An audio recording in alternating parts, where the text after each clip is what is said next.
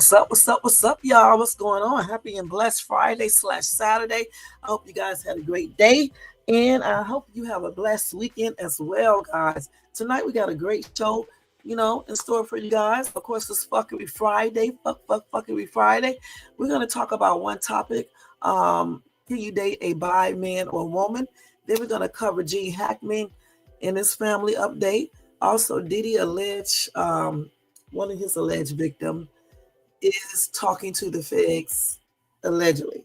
Okay, and then we have other interesting news that I'm going to try to cover tonight really quick. Let me just run it down real quick. Okay, so another Delta plane had to return to the airport.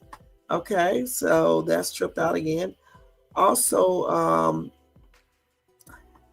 allegedly, Donald Trump was a frequent flyer, according to Epstein flight logs. Okay. And we have some divers who were found unalive, one in the jaws of a shark near a popular scuba spot.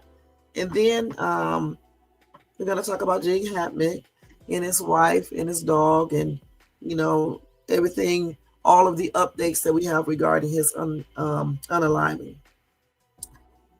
And let's see what else. I got. So I think I did tell you guys already about that list. Okay, I'll go over it again. And then I got I can't even think of the word I'm trying to use. Anyway, Elon Musk, who is what's that dude's name? Tesla guy. It's his father. Anyway, he's shooting back at his granddaughter because his granddaughter made a lot of allegations the other day, and I did tell you guys about that. And I don't know if I already said it, but I think I did. Diddy's victim, alleged ex-worker, wants to cooperate with the feds. Okay, let's see here. And I think I already covered all of that right there. And I do want to tell you guys about this one crazy story as well, another crazy story. A board inmate unalive his new cellmate within hours for being Black in GAY. All right, so we're going to talk about all of this stuff.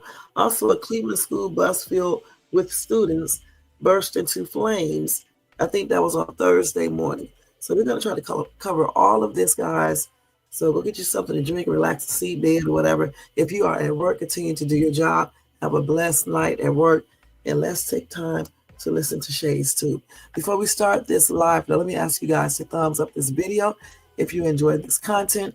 Also, if you are not subscribed to the channel, please subscribe below and hit that bell notifications so you can be notified of any upcoming videos. Make sure you share and leave a comment. And thank you guys so much for all you do. And if you want to show additional support to this channel, you can do that by doing a Cash App to $ShadesTube, Super Chat, or a Super Sticker, or you can copy yourself a membership, $4.99 per month. And again, that membership opens you up to members only lives or videos in giveaways and things like that. Okay, so thank you guys for that. Let's go and do that copyright disclaimer under Section 107 of the Copyright Act of 1976. Allowance is made for fair use for purposes such as criticism, comment, news reporting, teaching, scholarship, education, and research. All right. So first thing first, y'all, let's go ahead and jump right into this stuff. Welcome to everybody in the bushes, everybody who watches this in the replay. No one is in my chat. I think Jermaine is asleep, so I'll be taking over the chat as well as doing this live. I didn't really want to wake him up. I did let him know, but I didn't really want to wake him up. So anyway, let's go ahead and start this off. First thing first, let me just do some breaking news real quick, some fuckery news for you guys. Let's do it like that, and then I'll do the other stuff, afterwards, okay? So here we go with some fuckery news. Anyway, y'all already know that ASAP Rocky, he was found not guilty. He's clear from that. However, he's not clear from a civil suit, and y'all know that his former best friend was going to do this, like always, okay? Anyway, they said ASAP Rocky must face ASAP Really's, oh my God, okay, assault lawsuit as judge sets trial date. So anyway, ASAP Rocky is heading for another trial, you guys. But this time, another courtroom showdown. But this time, it is just a civil lawsuit. Okay. Anyway, let's go ahead and see if we can read it. Read more about it. Let's see here. If I can pull up the actual story. They want you to pay for everything. You got to log in and things. I'm not going to subscribe to y'all. Okay, let me pull it up somewhere else. Billboard be tripping out, okay? These people know they want to charge for everything, you guys. Everything in the world. And for what, I don't know, but you can go right to the internet and find the information. Let's see, ASAP Really. Hold on. It's a civil court, you guys. Gosh, I knew it was coming, though. I knew it was coming. All right, I knew it was. So anyway, like I said, he will move forward with a civil lawsuit against ASAP Rocky. So anyway, according to a report that was published on Wednesday, February the 26th, an attorney for Efron, which is ASAP Really, told Los Angeles County Superior Court Judge William Fahey there are no plans to drop his civil lawsuit against ASAP Rocky, even after a jury found him not guilty in his criminal trial. Efron's lawyer, Melissa McKay, judge, her client's claims still had merit despite the verdict. Now, after the suit was placed on hold for 2 years, Judge Fahey lifted the stay and set a trial date. She said, "We intend to continue litigating this case. The standard in a criminal case is much higher than the preponderance of the evidence standard in a civil matter. We still believe that our client claims have merit, and we intend on fully litigating them." Anyway, the former ASAP mob member filed an assault and battery lawsuit against ASAP Rocky in 2022, several months after Rocky was arrested. Rocky pleaded not guilty to 2 felony counts of assault with a semi-automatic weapon. In a civil suit, Efron accused Rocky of firing a gun at him during their verbal dispute near a West Hollywood hotel in 2021. He maintained that a bullet grazed his left hand above his knuckle. Toward the end of 2022, both parties agreed to put the lawsuit on hold until the end of the criminal trial. So I'm not going to go through this whole trial because that's exactly what they're trying to do. And we're not going to go back over that. But I do want you guys to know that that civil lawsuit is still there. Okay? He's going to take ASAP Rocky to court. And I don't know if he's going to win because like they just told you, just because he was found not guilty in the criminal court, it doesn't mean that applies to the civil court. Okay? So when that trial starts, of course, I'll be letting you guys know what's going on and stuff. But you know what, guys? I knew that was going to happen. Let me go to TikTok and see if they got anything on that. I knew it was going to happen. I knew he was not going to let that go. And the thing about it, though, at least hey, Jermaine, thank you so much for coming in. I know you was knocked out. The thing about it, guys, at least he did it the right way. At least he went and filed criminal charges first. And then, he filed the civil charges too, but at least he concentrated more on the the criminal charges first and then the civil, versus how some of these people with Diddy, they're just running straight to the civil lawsuits and they're not even trying to pursue a criminal stuff. So at least he did that. Okay. Like I said, I don't know if he's going to win. But I mean, he might as well try, I guess, huh? Let me get this, see if they got anything on here. At least he's trying. Hopefully he got all his stuff in together, because it's going to be sucking if he loses that too.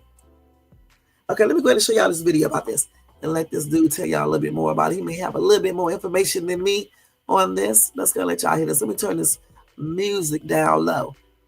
All right, let's go ahead and do this. Gosh, now I'm hungry and I didn't get anything else to eat.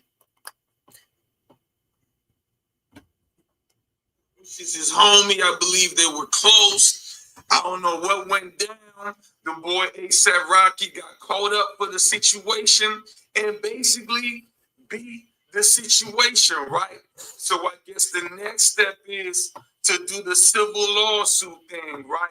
Boy, looking like a whole clown doing this whole situation, man. But you got A$AP Riley basically suing A$AP Rocky now.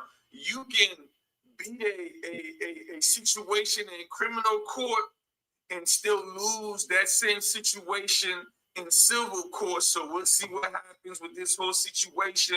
But you got A$AP Riley suing A$AP Rocky. I'm gonna need y'all to follow this account. My old account got hacked. I will no longer be posting on that account. I will be posting on this account from now on. Let's get it. Okay. A$AP Riley moves forward. I'm sorry. Okay, but anyway, like I was just telling, he repeated exactly what I said. Just because A$AP won the criminal in criminal court, it does not necessarily mean that he will, win in the civil court. So we will be staying on top of that to let you guys know. Like he said, we're gonna stay up on top of that shit to let y'all know what's going down. All right, that's what we're gonna do. Let's see. Somebody said, "Oh hell no, LOL." Listen. A$AP Riley is trying to make sure he gets something out of this, and he might as well try. You know what I'm saying? We will see how that plays out. Okay, let's go ahead and move on to the next one. That dude tripped me out, man. That was funny as shit. That was some fuckery the way he was reporting that. For real, that was some fuckery on everything. All right, that was fuckery, y'all. That was fuckery. Okay. When Amber arrives home, what happened when she arrived home? Who is that? Well, y'all, let me see what this is. Hold on for a minute. Let me see something. What is this about? They must be going back showing some old shit. Yeah, they did. I don't know why they going back and playing this old shit from a whole month ago. You know what I'm saying? I thought this was something happened now. Man, this old shit. Okay, let's go ahead and go to the next story of fuckery. It was fuckery, not because he's doing a civil lawsuit.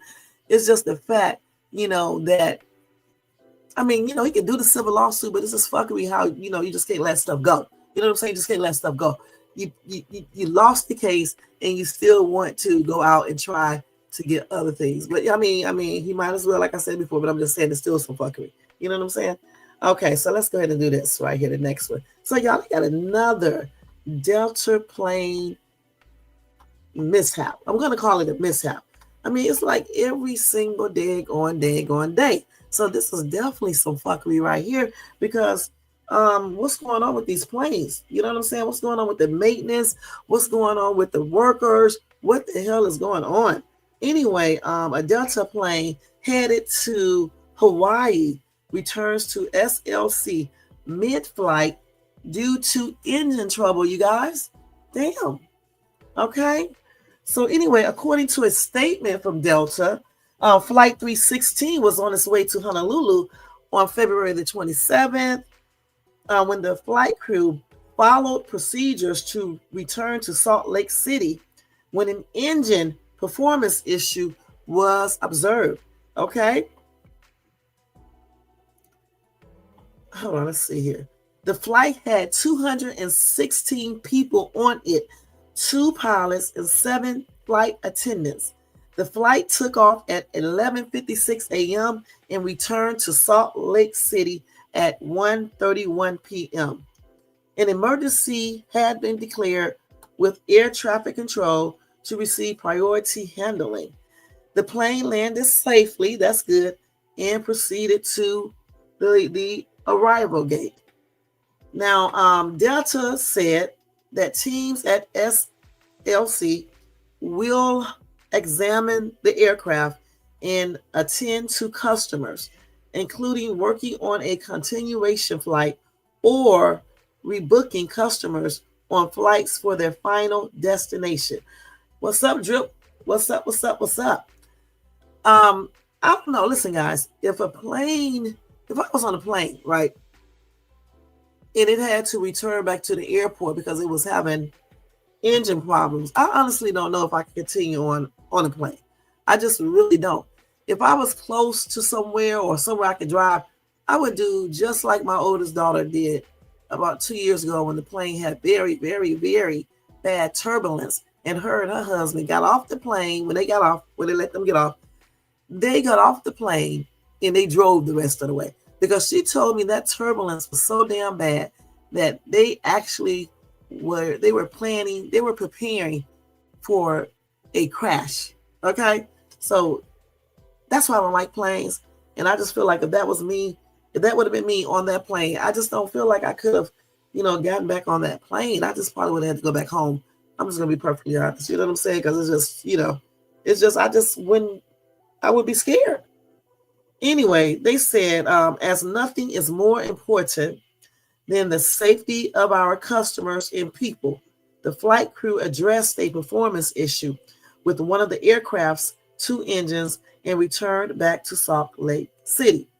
We apologize to our customers for the experience and the delay in their travels. And that was a Delta spokesperson. Okay, and I'm like thinking I'm hearing these same statements all the time. You know what I'm saying? Because they're having situations like every other day. Let me read a couple of these comments real quick. Kat said, yet another engine trouble. So again, what is going on with these daggone planes in maintenance? We had one plane in Brazil, I believe, where the landing gear came off. Okay, that's crazy. And then we had some more with different situations. You know what I'm saying? So what's really going on? What's going on with these daggone aircrafts, with the airports? Bob said, hold on, these damn messages. Bob said DEI employees. That's what Bob said. He's blaming it all on them.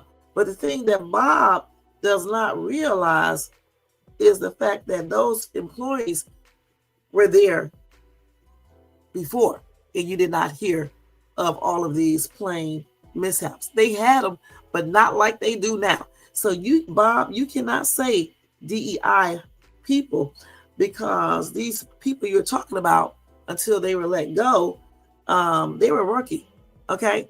And you didn't hear of all these daggone plane mishaps at all. So Bob, go take several seats and sit your ass in the corner, because you are talking some fuckery bull crap, and that's on everything, okay? So Jermaine said, maybe these planes are having trouble because of the Earth pole shift. Explain, Jermaine. Okay.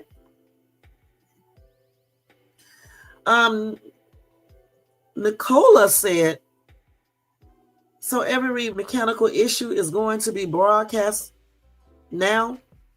17 years in the industry, and mechanical issues happen every day. Nothing new here. Well, I'm so glad you told us about this, Nicola, because even though you say they happen every single day, we do not want to be on those planes when it happens, okay? Point blank. We don't want to be on those planes. So again, they need to step it up, hire enough people, and do what they need to do to make sure people stay safe on these planes, point blank. Beach Girl said, what the F is going on? Beach Girl, I do not know, honey. I don't know. But Jermaine may have a little thing right here. He may have something right here. Let's read it.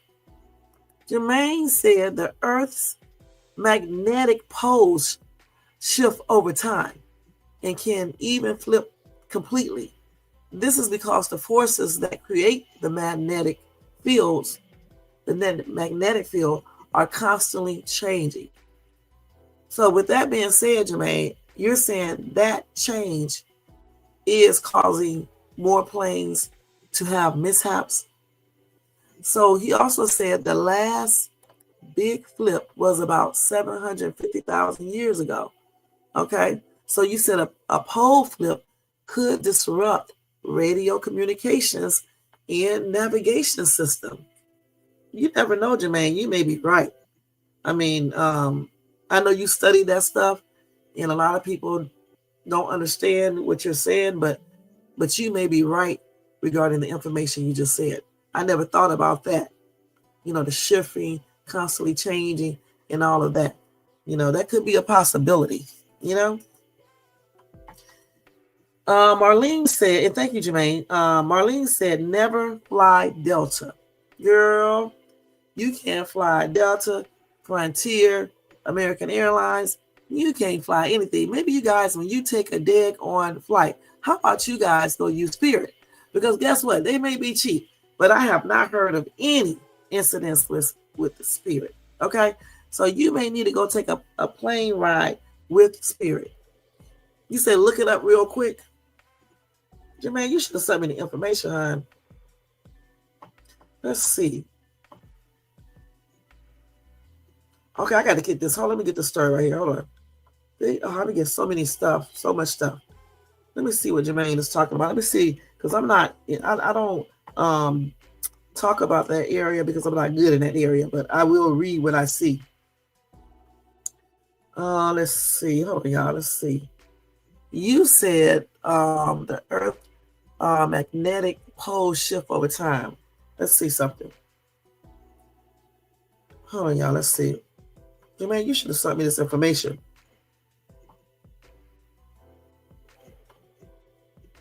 Hold on, y'all.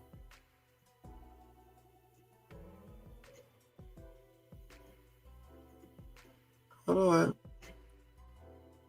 The Earth's magnetic poles.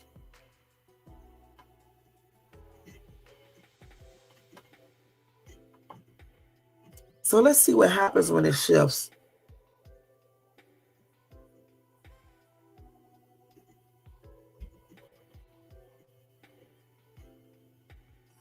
Okay, let's see. Let's see here what they said. Okay, it says it right there. You know, they said if the Earth's magnetic poles flipped, it would cause disruptions to technology, navigation, and health. Goodness. So let's see. Let's read a little bit about this real quick. Okay, so it said it could also cause power outages. Satellites, which control power grids, could fail, leading to blackouts. It could also mess with navigation. It says GPS and other devices that use the magnetic field for orientation could malfunction.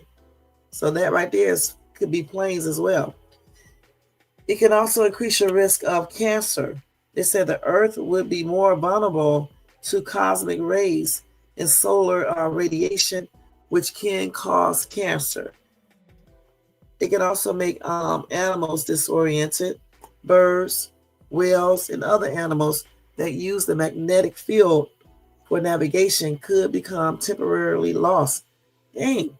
And it can also affect communication. They said all communication systems could be disrupted. The radiation, some regions of Earth could become unlivable. Okay. So they said a reversal of the Earth's magnetic poles is a gradual process that could take 1,000 years. But they did say the magnetic field weakens before flipping, allowing more cosmic radiation to reach the Earth's surface. So let's see. So they said these magnetic fields, magnetic poles, they flip on an average every 200,000 to 300,000 years.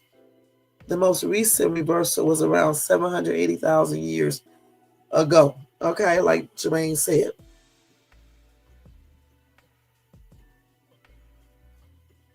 So let's see here. Let me see regarding airplanes. But we already just told you. He just told you too, and I just basically reconfirmed it. Yeah, it can do a lot of things. So I did not know pilot navigation is dependent on the Earth's magnetic fields. They said when a significant shift happens, navigational charts, airport signage, and runway compass headings are adjusted. But if they're not adjusted, no. When they say they're adjusted, they're saying that from the magnetic, the shifting of the flipping and shifting and all this other stuff, are they saying that caused all of this stuff to be changed up? That's what they're saying, right?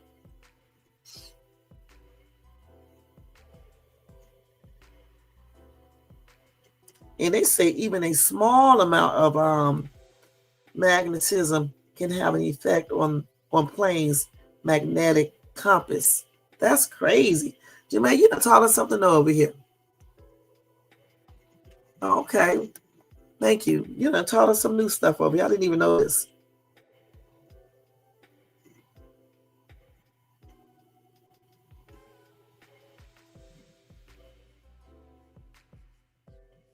So they go into a lot of details about this, guys. So if you are interested in that, or you just want to know more about that right there, you can look that up online on aviation. Okay. What is this site called? Just you can just type it in Google. How does shifting of magnetic poles affect planes, airplanes? Okay.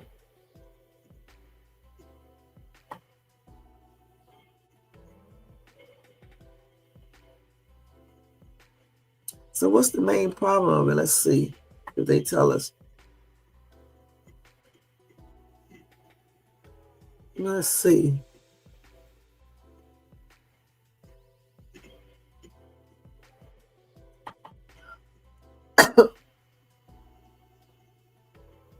Yeah, let's see. They said they don't think it affects it. Some people are saying they don't think it affects it too hard, or it can cause a crash. But this is what they believe. It doesn't mean that I don't know for sure. I think anything is possible.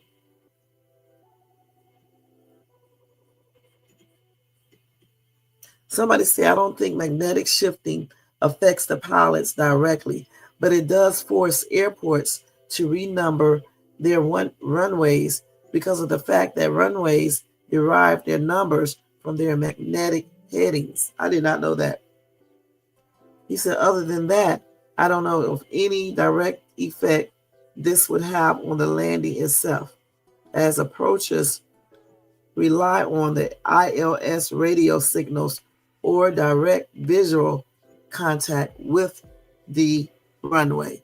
And going back to that other airplane disaster, when we were saying that, not what we were saying, but when they said that, I guess the supervisor or the manager let one of the people go, and so they were kind of short of staff, and the people who were there working allegedly, they were trying to watch all this stuff, and clearly somebody did not see, the helicopter and the plane, So they were using their actual, their eyesight and things like that, and they just did not see, that the airplane and the helicopter were basically going straight into each other. So yeah, I can probably see how the magnetic pole shifting could create a little, situations. I don't know if it would, create anything major. So yeah, I'm just reading through here. So what did you say? So you said don't fly unless you have to. I know that's right, definitely. So like I said, guys, if you want to know more about that, just go and look it up. You can type in, does the movement of the magnetic poles affect aviation? Okay, and that's on aviationstackexchange.com. So that's what you can look up that and find out more information, okay, before you get on a plane. Okay. Oh my goodness. Let's see what this is about. Damn, she done did a lawsuit, man. These people do lawsuit after lawsuit, man. What's wrong with these people? Damn. I knew a lawsuit was coming from her. I just knew it was. Soon enough, I just knew it was. Anyway, let's go ahead and do some more fuckery news real quick. So we just covered the Delta plane, right? And I'm glad everybody is okay on that plane. Let's see. So let me just tell y'all about DT. Y'all know who DT is. Y'all press. Okay. Anyway, they said surprise, surprise, surprise. Donald T was a frequent flyer, according to Epstein's flight logs released by his own AG. POTUS. Okay. Let's see here.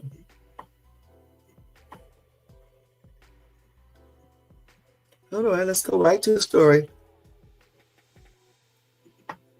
So anyway, y'all, it has been revealed that y'all president own name comes up in the flight logs at least 7 times. All right. They said that's right. Out of the hundreds of pages of flight logs and associates' names and the victims' information already revealed, POTUS has been named a whopping 7 times. There are many more pages of information that the FBI has been withholding so far. Now, according to the Attorney General, there are thousands of pages of documents related to the investigation and an indictment of Epstein. And now Bondi has asked the new FBI director, Kash Patel, to investigate. To investigate why the request for all documents was not followed. So anyway, they said the first time that they saw Trump's name, it's getting cold here, let me get my thing, comes up on page 24 of the first flight log, dated October the 11th, 1993. His name also appears on page 27, along with the names of his former wife, Marla Maples, and their daughter, Tiffany Trump. These 3 dates also had Jeffrey Epstein listed on the same flight. Though what that implies and how Trump will respond to it will no doubt be a topic of much discourse in the days to come. So speaking about the declassified files with Fox News, Bondi, I think that's how you pronounce the name, said, what you're going to see is a lot of flight logs, a lot of names, a lot of information, but it's pretty sick what that man did along with his co-defendant. That would be referring to Ghislaine Maxwell, Epstein's biggest associate, who was also found guilty of child sex trafficking and sentenced to 20 years in prison in 2021.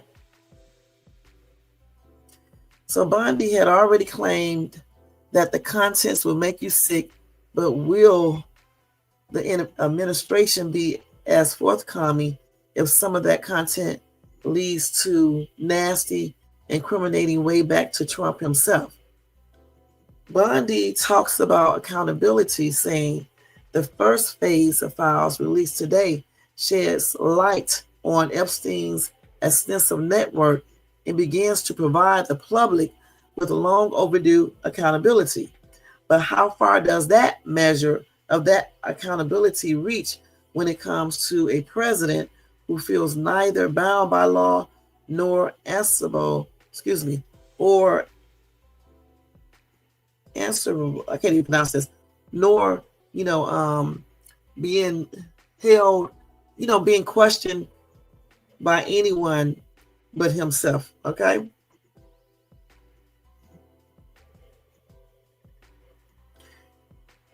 So, like I said, they claim that his name was on that flight log at least 7 times.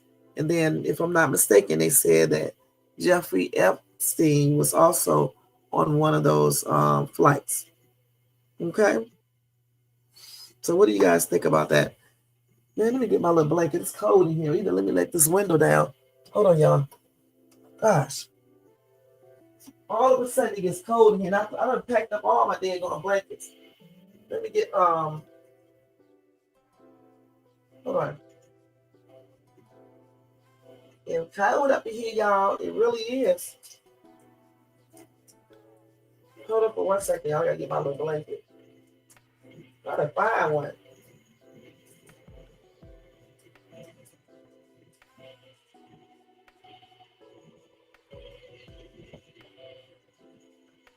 I don't know why I packed up all my stuff.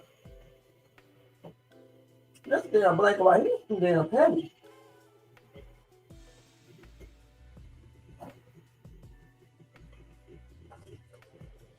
I can't even find one. Let me get my other pants.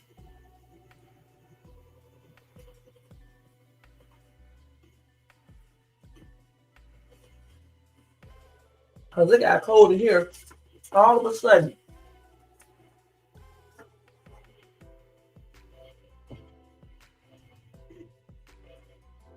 So what do you guys think about that? What y'all think? Do y'all think he was just going on a business meeting with him or something like that? What do y'all think about that list? Yeah, they said that he was on the list on the flight log. I'm going to read y'all that list again. I'm not sure about the other list. Somebody said he was best friends with Epstein for decades. Okay? They said they guarantee a lot of information was removed. Of course they were. Okay? Another commenter said he was best friends with him for over 15 years.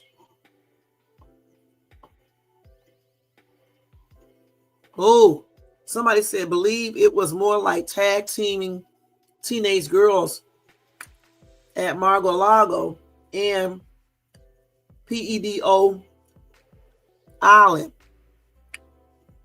Also, Jeffrey's place in Florida and Jeffrey's place in New York. And they said you can look up the article in the New York Times sometime in the 90s, I believe, where Trump said he was great friends with Epstein for a long time and that Epstein liked young girls just like he does. We need to look that up to see if this is true. Jermaine, can you see if you see that? I can look in there too and see if I can find that because we need to see if this is true because we don't like it when people lie. So, I'll tell you what. Let's look that up real quick.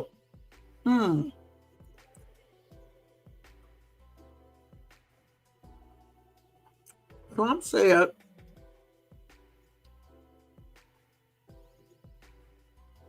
let's see.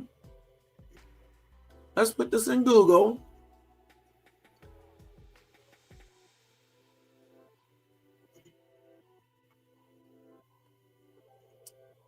Wait, I got to erase all this shit right here. Hold on, y'all.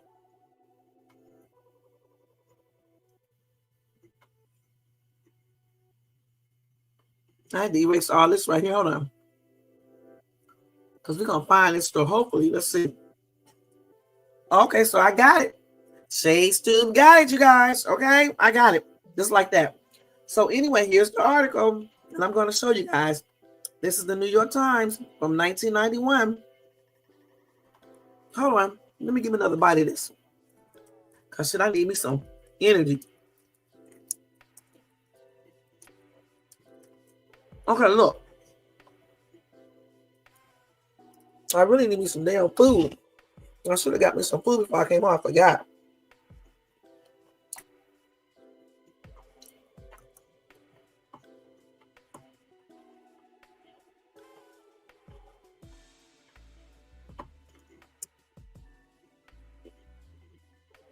Okay, now let's see what they said. So here's a picture.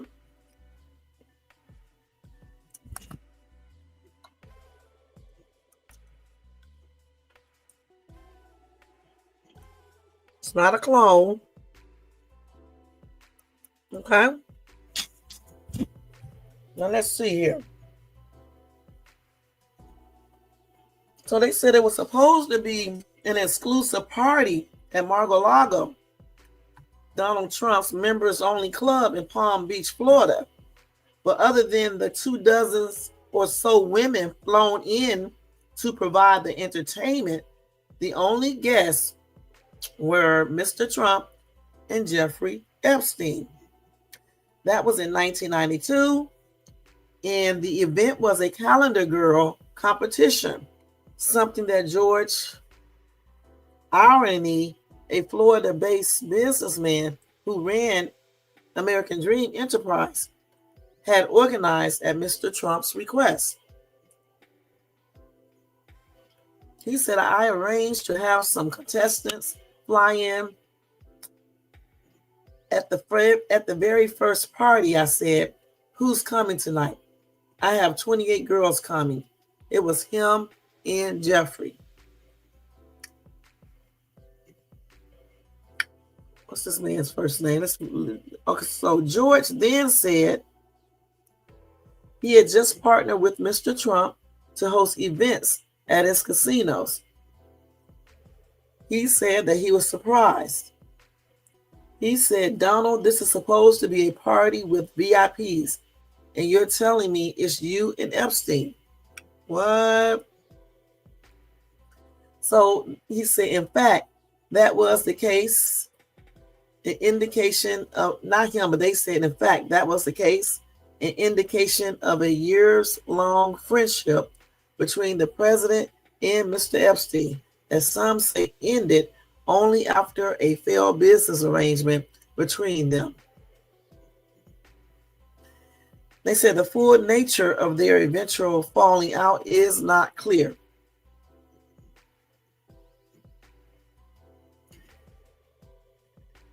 So they said, but through a mutual appreciation of wealth in women and years of occupying adjacent real estate in Palm Beach, and on page 6, the lives of the two men routinely intersected for decades until the connection turned from a status symbol into a liability, and Mr. T made sure to publicize the fact that he had borrowed his one-time friend from his clubs.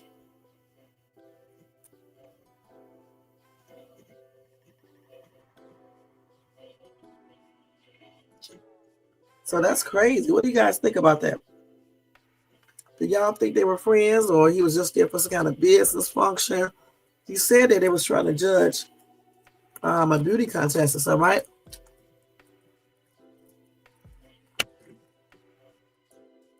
What do y'all think happened?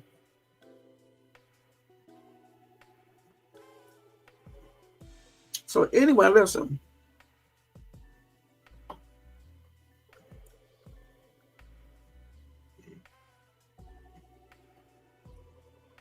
Hold on, y'all.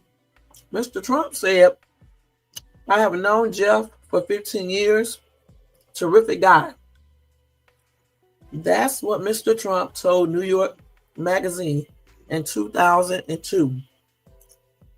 He said he's a lot of fun to be with.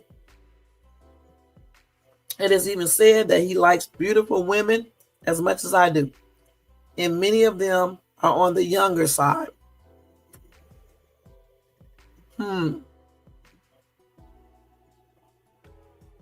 Anyway, he also dismissed George's warning about his friend's conduct. He said, no, George said, look, Donald, I know Jeff really well. I can't have him going after younger girls. Look, I'm putting my name on this. I wouldn't put my name on it and have a scandal.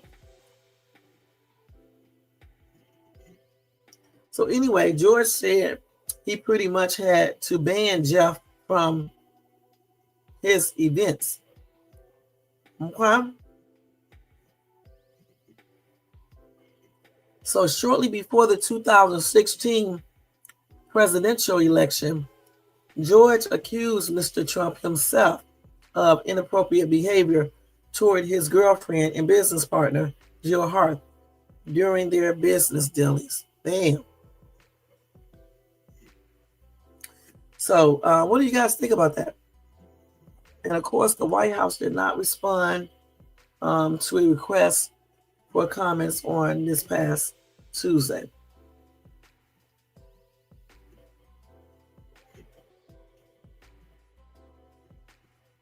So I guess they was asking President Trump some questions regarding that, his friendship with Jeffrey Epstein. And he said he wasn't friends with him anymore. He said he had a falling out with him. He said he haven't spoken to him in 15 years. He said, I was not a fan of this. I was not a fan of his. That I can tell you. Okay.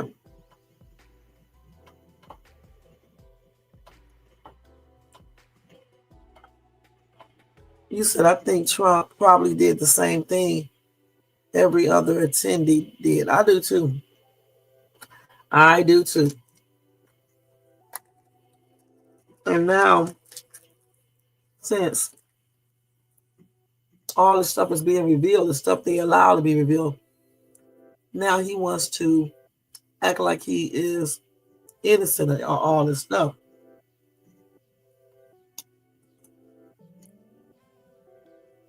And just like he was friends with Puffy.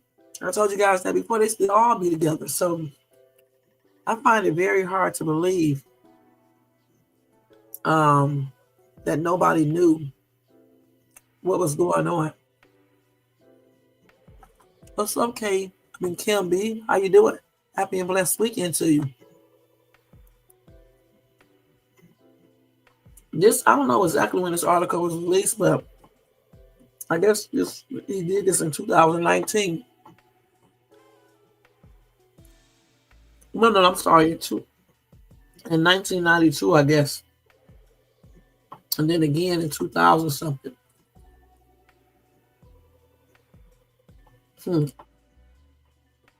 Because that picture I showed you was in 1997. Okay, let me see this list real quick. Let's go back to that list.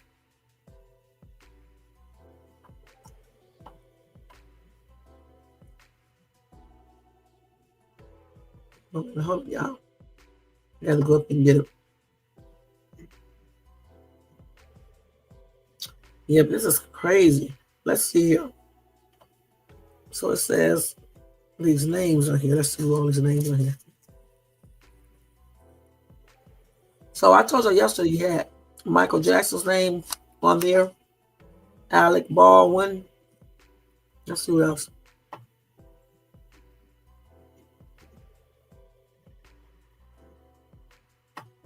Ethel Kennedy, who was the mother of Robert F. Kennedy Jr., Mick Jagger, and Alec Baldwin. And those are just the names they allowed us to see. No telling what other celebs were there.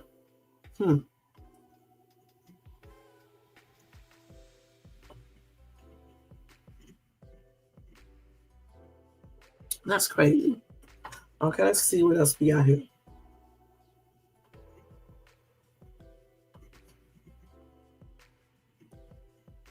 Okay, let's move on. So again, if I get any updated information regarding that, we'll let you guys know. Okay, especially when Trump's, makes a remark concerning, these allegations. I will definitely let you guys know. So he was ordering what?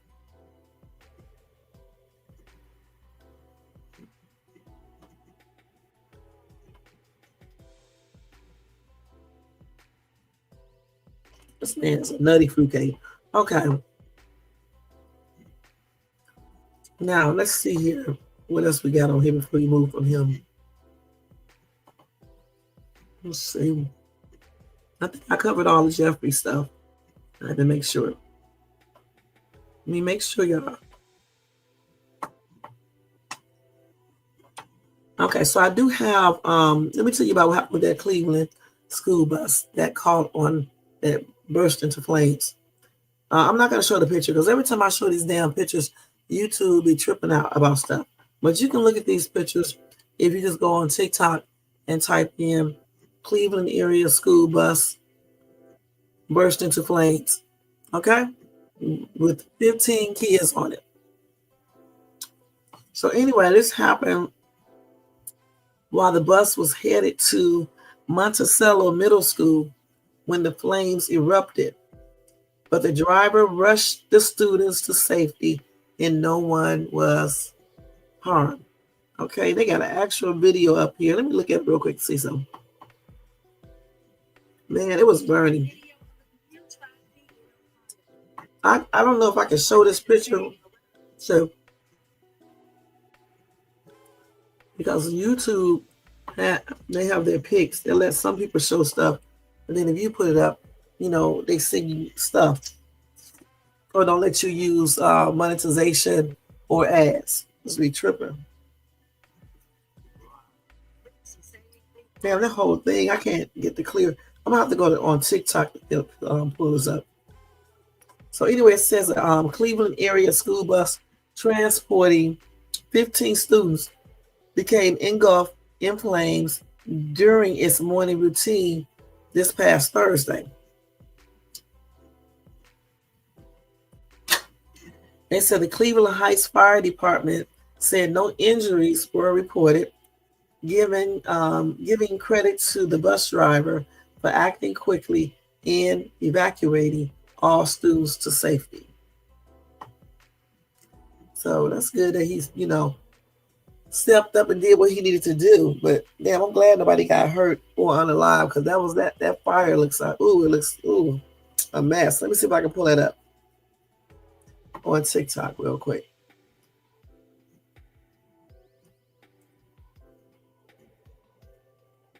Let's see, bus in Cleveland, a school bus in Cleveland, right?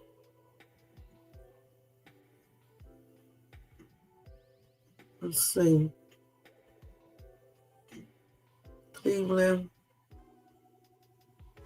Wait, damn it. Let's go back to that. No. I thought we was on TikTok. I just went. Hold on, y'all. Let me get this over here. I think I was on the wrong daggone thing. This girl dressed up like a damn witch. Hold on. Let me turn this crazy stuff down. These people, all these scary movies and stuff now. Okay, let's see. What did I just say I was looking up? Let's see. No. Oh, no, that is it right there. No, not that. We don't need to take that on there. You said because I'm thinking all of this shit that happened in the Oval Office today with Zelensky was a ploy to take attention off the list. Probably so. They don't want that list revealed, okay? They don't want it revealed. So the school bus driver, let's see. School that blew up.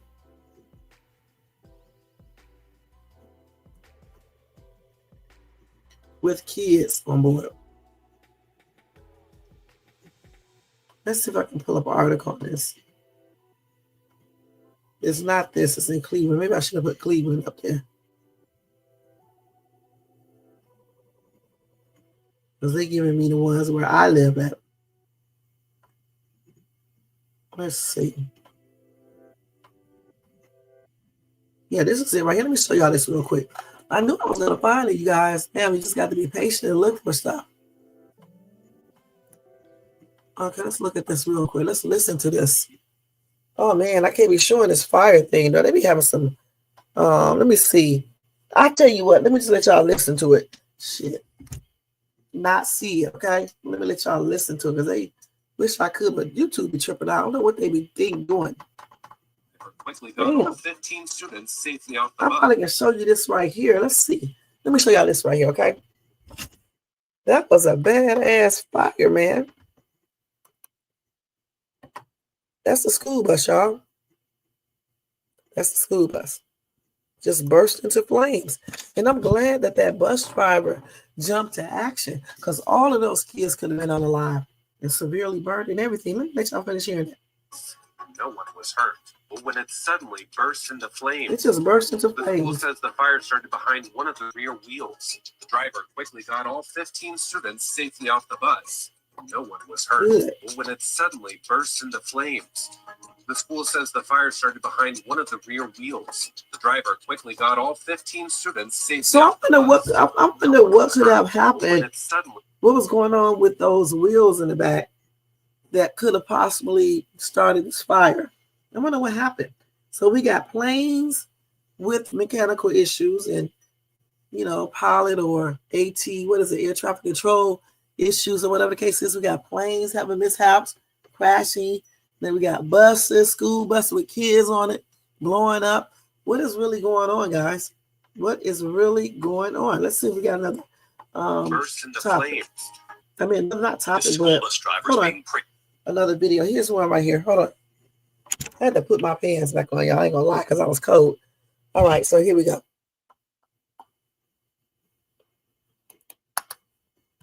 For saving children on a burning bus in Cleveland Heights, Ohio, heading to Monticello Middle School when it suddenly burst into flames, the driver getting all 15 students safely off that bus. The school bus driver is being praised for saving children on a burning bus in Cleveland Heights, Ohio, heading to Monticello Middle School when it suddenly burst into flames, the driver getting all 15 students safely off that bus.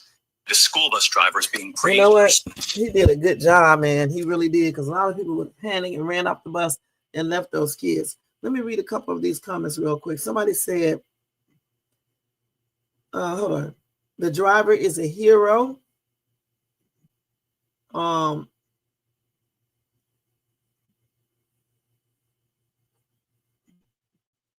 Somebody said, when did this happen? I am within walking distance of the school. Glad everyone is safe. Let's see. Somebody said, true hero. Praise Jesus. Another commenter said, whoa, a school bus? Sounds fair, though. Most of the school buses need to be upgraded too. I'm glad he got them out safely. And if that's true, what she's saying, that's not a good look, you guys, because it's putting, our kids at risk, if they're not keeping these school buses up to par. You know what I'm saying? Somebody says, wonderful that the bus driver got all those children off the bus safely. Know if only school systems could pair bus drivers and then get them a decent rate, a wage. So I'm just, like I said, I'm glad, I'm happy the bus driver saved all of the kids. Hold on. Bus in Cleveland Heights, Ohio, including himself, and we just need more people like this, you know what I'm saying? And I'm glad, like I said, that he did not get injured, along with the kids. And my prayers are extended out to all of them, I'm still trying to figure out what exactly happened, but I guess they may tell us, or they may put it in, in the news or whatever the case is, so we can know. Who knows? But anyway, I'm just glad they're okay, and hopefully, they will check out their buses and stuff, their other buses, so this won't happen again. Let's see what y'all said in this comment section over here. Right, which is crazy. We're gonna get onto all that, about the two things they proposed that he may be cutting. Okay. Okay, let's see what else we got. What time long I've been on? Already an hour. This damn time go by so quick, you guys. Gosh. So let's see here. So which one should I tell you guys about first? Let me go ahead and jump on Gene Hackman. Okay. Now y'all remember when I was talking, you right, less money. There's going to be even less money for school buses. You said because Trump just cut the Department of Education. Right. We're going to talk about all of that in a minute. But before we talk about that, let's go ahead and talk about this topic right here. Okay. Let's see here. Gene Hackman. Okay, there you go. I already had it up. Thank goodness. So anyway, guys, I told you the other day that he passed on, right? And we were going over the autopsy report, the initial autopsy that they did on him. I think they did one on him and his wife. I'm not sure. But anyway, it was in a news article that his wife's hands or either feet were mummified.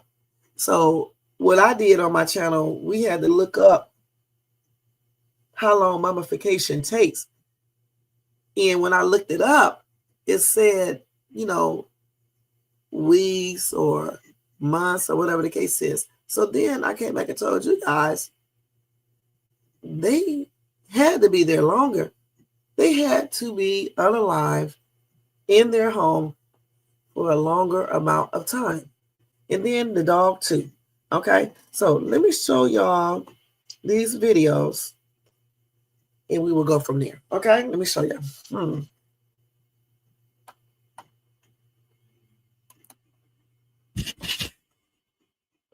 So the first one, they're talking about the search warrant that they did at Gene Hackman's house. Okay, so let's go to this once to stop now buffering. It may not even play, guys. I may have to look this up on TikTok once again. Okay, so I'll tell you what, let me look on TikTok. Takes them this shit all day to come up. So let's see.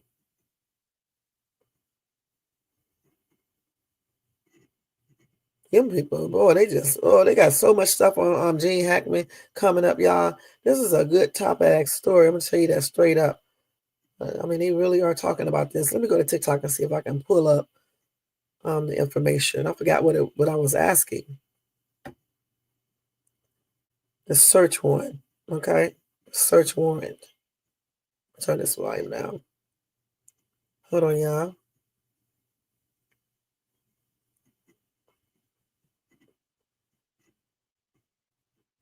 Let's see if we can get some information on that. So let's see. This is a new one right here? So here we go right here. We're going to play this one.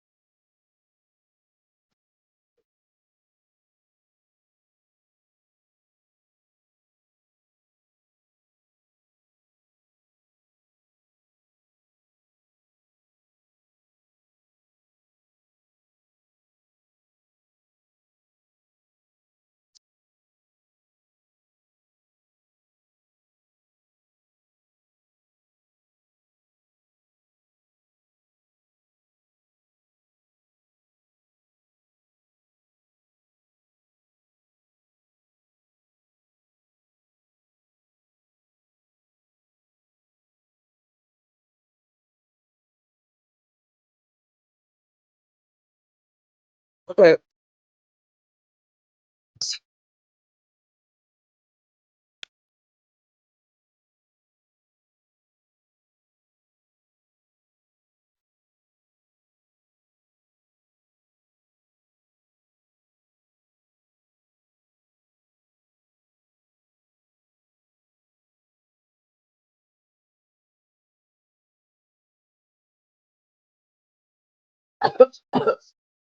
Serious deaths of Okay.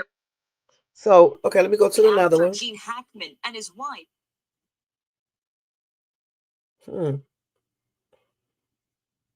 So here's some updates on it too. So they did do a search warrant to go ahead and look into the house more in detail, I guess, and things like that. So here's another update right here. Cell phones. There were 2 green in color cell phones, 2 bottles of medication, 1 bottle of over-the-counter Tylenol, my request medical records, and a 2025 monthly planner calendar. Those items were secured from the residence for evidentiary purposes. Both individuals tested negative for carbon monoxide. An initial interrogation was conducted of Mr. Hackman's pacemaker. This revealed that his last event was recorded on February 17th, 2025. There were 2 green in color cell phones. So, what 2 just bottles like? of medication. 1 This is bottle for of the kid. over-the-counter Tylenol. My request medical records and a 2025 monthly planner calendar. Those items were secured from the residence for evidentiary So that's purposes. why they did a search Both warrant. individuals tested negative for carbon monoxide. An initial interrogation was conducted of Mr. Hackman's pacemaker. This revealed that his last event was recorded on February 17th, 2025. There were 2 green Yeah, so that means, cell listen, phones. well, even before he came out, even before he came out and said this, like I told you guys yesterday or the day before, in order for a mummification to take place, a body has to be there longer than just a day or 2. All right, so we kind of already figured. So since they said that's why they did the search warrant to go inside and check out the place more in depth, right? And he found all that stuff. And then they looked in the book and stuff, and they looked at his pacemaker and found out that his last event was around February the 17th. They just found them, on the 20, this is the 28th, on the 26th, so the 17th. They were there at least a week or so, so they passed on a week and a day ago, or give or take a week. You know what I'm saying? That's sad, you guys. Let's see. Somebody said knowing your father is 95 and not hearing from him or his wife for more than a couple of days is sad for not reporting a checkup. Let's see. Somebody said my sister's pacemaker is monitored every night automatically. How did his pacemaker not alert the pacemaker servicer?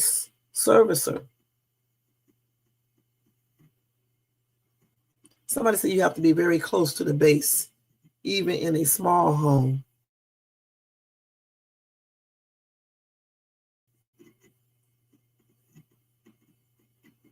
Another commenter said none of the children even noticed they were missing. I bet they will be there for the wheel. You know they are. Come on now. Somebody said, I think it was the butler in the library with a candlestick. What?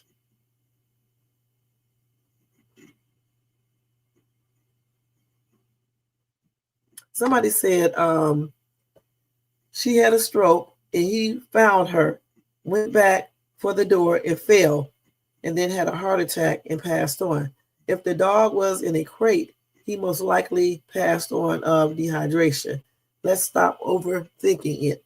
I mean, that could be possible, but we don't know for sure. That's why they're doing, autopsies, and that's why they're investigating, looking at stuff very carefully so they can try to figure out what exactly happened, because we don't know for sure.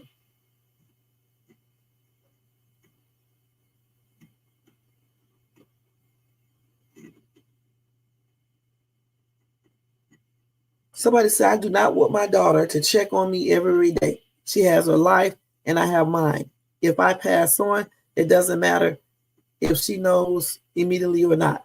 I am unalive and won't care. And I agree about that. Once you're gone, that's it. It doesn't really matter who checks on you. They should be checking on you before you pass. It's the same thing when people start bringing you 50,000 flowers once you pass. You should be giving your loved one flowers before they pass so they can actually smell them and see them and enjoy them. Okay? And I'm still trying to figure out why nobody checked on them either. Okay, that's kind of weird, I'm thinking weird shit, weird thoughts, you know what I'm saying? It could be, that she got her medicine and then the heater or whatever fell on her and then she fell down or, but still, okay, so what happened with Gene? That's what I'm talking about. Somebody said his wife was only 63. No one would have thought they needed somebody babysitting them. Rest in peace. Right. That's why he probably got a younger wife, so she can be able to help him and things like that, 63, compared to his age is not old. A lot of people in this comment section are going in about, the family members not checking, the kids not checking on their dad, because he was so old, 95 years old. But I'm thinking maybe the kids thought he was in good care with his wife. You see what I'm saying? So, of course, they probably wouldn't check on him every day because they figured that he's in good care with his wife, who was so many years younger than him. She was only 63. Yes, the pacemaker or to a service provider, not necessarily the hospital, but I guess a service. It, notified them. And that's another thing too. Why was the damn door open? Who left the door open? They have not explained that yet. Okay.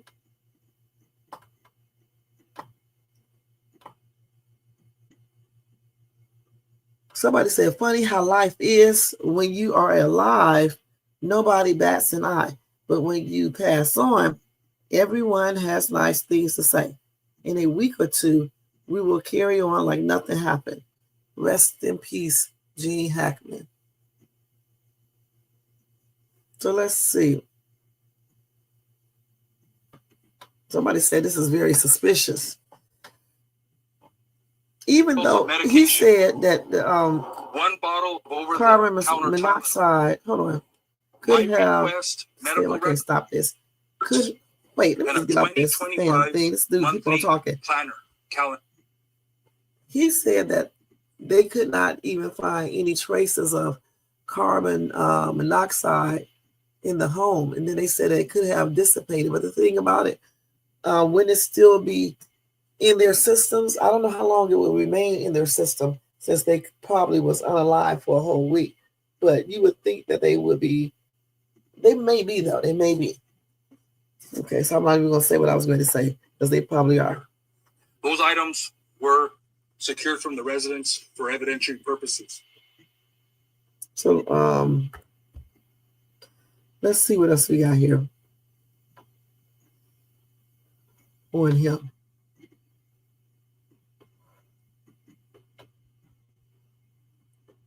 Okay, let's see. Gene Hackman.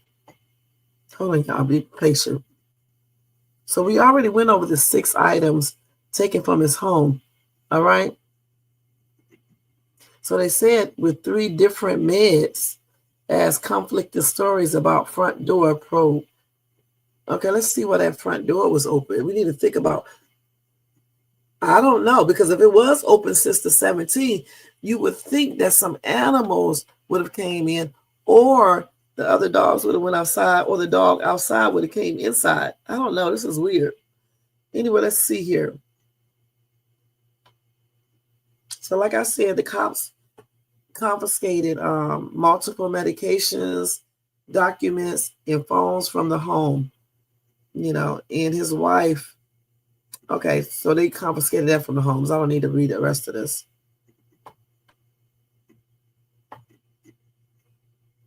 So let's see here.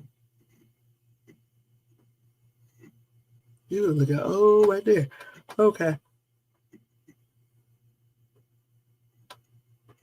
So let's see here. So they discovered, like I said the other day, him and his wife in the dog on the floor of their Santa Fe mansion.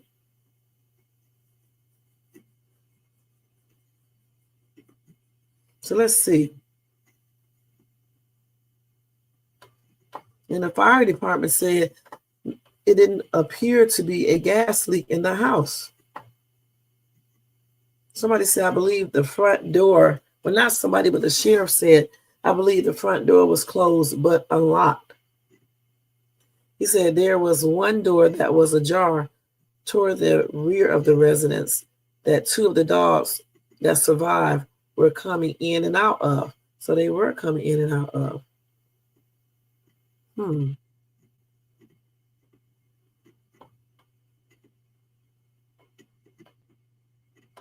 So they did say there are a little bit of conflicting stories based on emergency response. So they trying to figure out why that door was open and how long it was open and who opened it. Because if the wife was found, I believe, on the bathroom floor, clearly she didn't go out there, open the door and just leave it straight up open.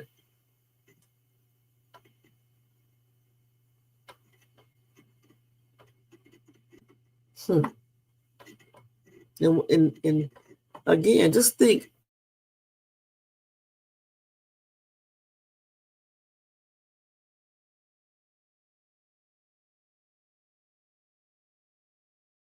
Carbon monoxide, maybe it did disappear, but you would think traces of that would be throughout your body. But I don't know for sure. Or it could be some other weird stuff. Somebody could have came in there and did all this stuff to them, right? And set it up where it does not look like, it was a homicide. So they also found some thyroid medication, some high blood pressure medication, and Tylenol. Okay, they found that.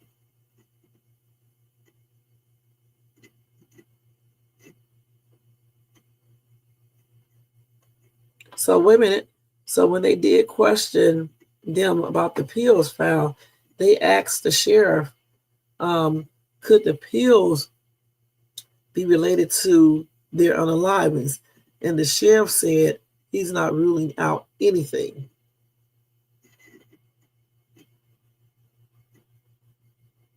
So they definitely said they are looking for more medications and things like that.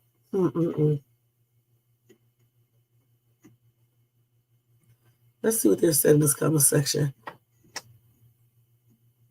Somebody said they had to be unalive for at least 9 days.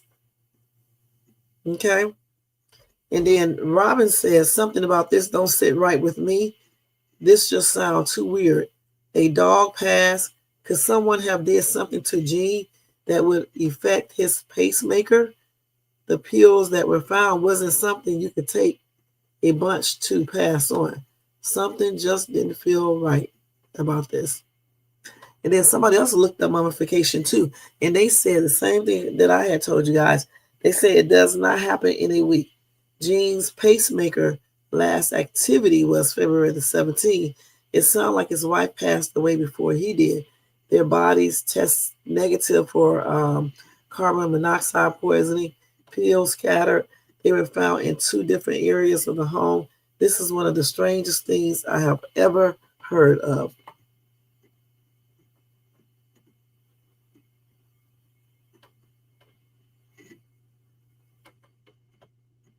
So let's see what else. Somebody said they are not telling everything. Their bodies were not found together. His wife was in the bathroom.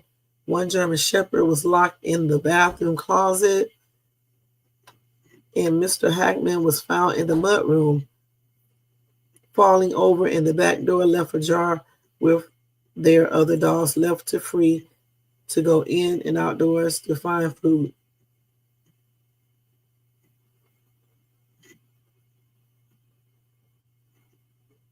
So they was like, if those dogs was left in the house and wasn't well trained, they would have eaten Gene and his wife. That's crazy.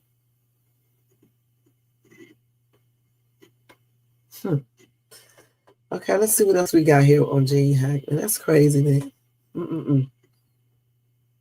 I still believe it's something suspicious, okay?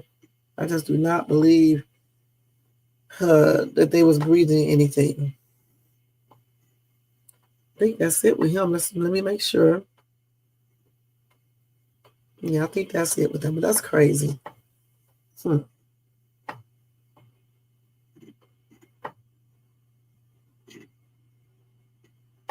Hold on, this is another one right here. I didn't even see this one. Okay, so Gene Hackman wife Betsy hadn't called her mother in months, and her mother suffers from dementia. Okay, let's see what they're saying here.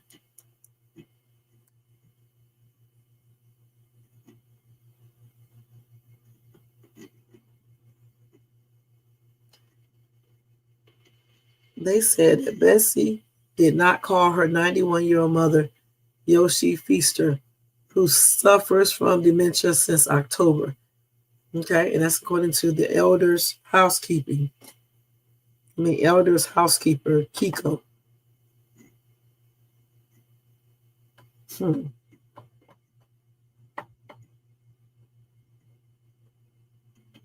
Damn, that's crazy. Okay, I was looking at some pictures right here. Let's see, you guys.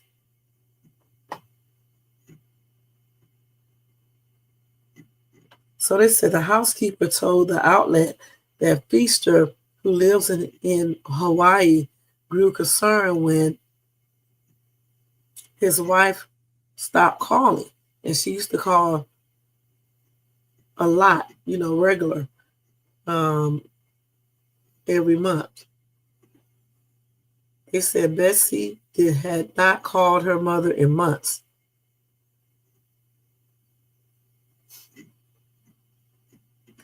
Kiko also revealed that authorities informed Feaster of her daughter and son-in-law's tragic unaliving on Wednesday. However, due to her condition, she forgot the devastating news. Like I said, guys, with this whole entire thing, it's something just does not seem right. And I honestly hope that there was no foul play or some relatives did this. Okay, I just hope they did. But of course, when I get more updated information, I will certainly let you guys know. All right.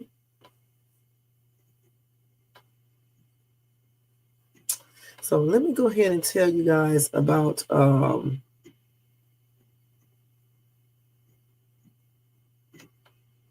this right here.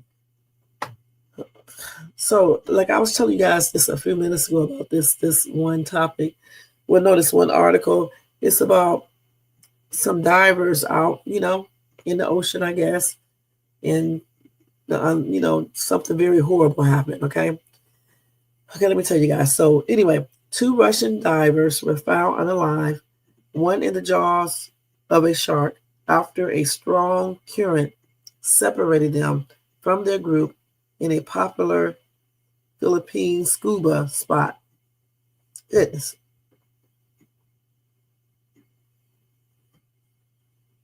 So 4 Russians, 57-year-old Edort P., his 2 sons, Timothy and Laya, age 18 and 29, and another man.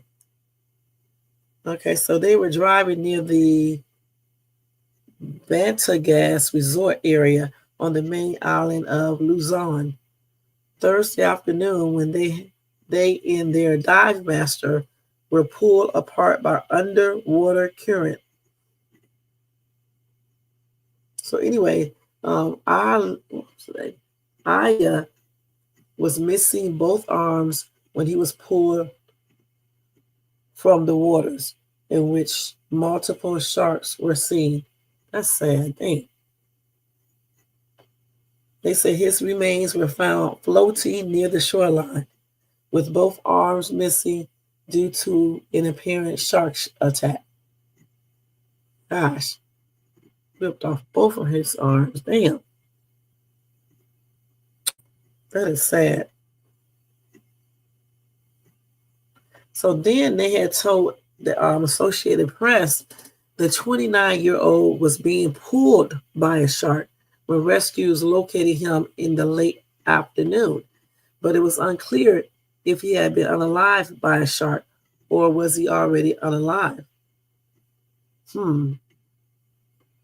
So anyway, they did turn the bodies over to get an autopsy.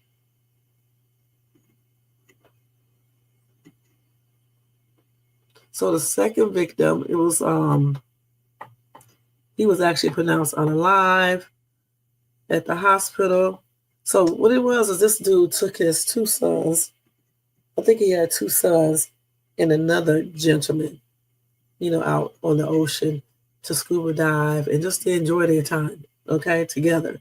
So anyway, his younger son, Timothy, and their dive master were able to surface and make it back to the boat. That's good. That's good. So his younger son and the dive master were able to surface and make it back to the boat. Now, I don't know what that means, but then, so were they still alive or what? Let's see. Hold on. So now they're going over these damn sharks. Let me go back up here. So here, let's see. So maybe the other 2 did get saved. Let's see.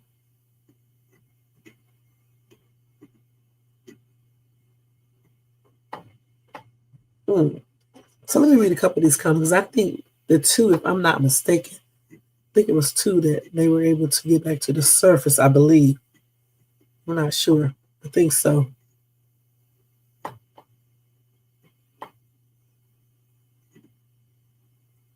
Somebody said, here we go. I want to blank. No, we're not going to read that. Goodness. Somebody said, been diving there a few times in the late 70s. And then another commenter came back and said, the waters are different now than they were in the 70s. I spent a lot of time in my earlier life in the ocean. Okay.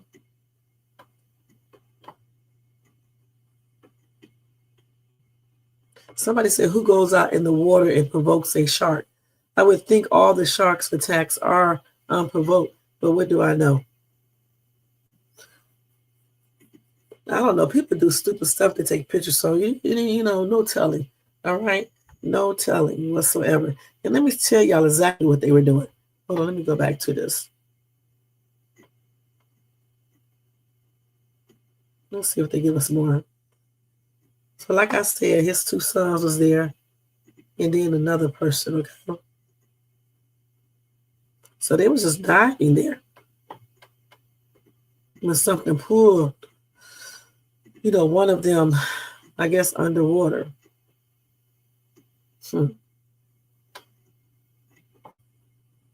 That's crazy. But anyway, my prayers are sending out to his family and friends, and my condolences as well. And may all of these victims, rest in peace. And once I get some more information on this, I will let you guys know. That's a sad situation, you guys. Okay. So let's see what else we're going to tell you guys about. It should be, because, damn, I understand why people be getting into these daggone oceans when they know all these, it's, a lot of sharks and stuff being in that daggone water. That's one reason why when I went out to, I think it's Laguna Beach, and we got in the water, that's why I stayed close to the shore, even though they did tell me that some sharks do, they do come up to the shore somewhat and stuff. But I promise you, I wasn't going out into that water like that. I didn't even let my kids go into it, because you just never know what's out there in that damn water. And definitely it can be sharks out there. So I just don't understand why people be trying to do all this stuff when they know sharks are in that water. It's crazy. So let's see what else we got here, you guys. Hold on. Okay, so let me go ahead and go tell you guys what Musk dad said to his granddaughter, because his granddaughter made some comments the other day, called him a racist, called him a lot of stuff, and then she deleted her post. But anyway, a lot of people still got it, including myself. So I told you guys about it. So she made a lot of accusations against her grandfather and said a lot of things. So he decided to respond back. Okay, so let's see. I mean, she went in. Let's see.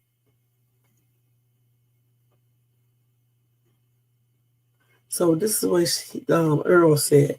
He said, "This is a sad thing. The language used tells one everything." I guess he means tells everything. So anyway, that's all he said. This is a sad thing.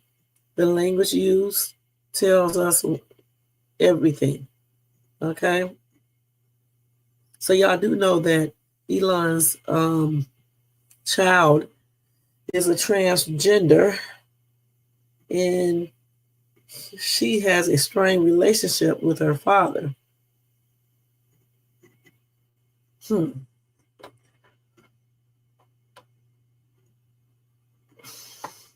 So let's go ahead. Let's see. Hold on. Let's go ahead and read a couple of these comments.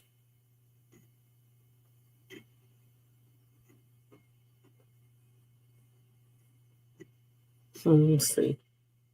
Somebody says really sad when the granddaughter comes out and say her grandfather is racist. Who would know better than her? And I totally believe her. Wow, I really feel for her to have two assholes in her life.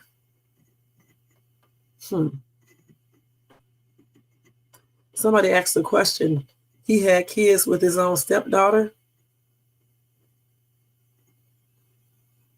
I don't know. That's crazy, man. That is too crazy. That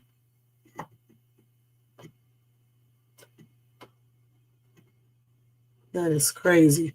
So, I mean, I don't know why he felt like he needed to respond back to his granddaughter, though. But I guess it is what it is. But I don't understand why he had to respond back on social media. I wonder why people like to bring everything up on social media when it should be behind closed doors.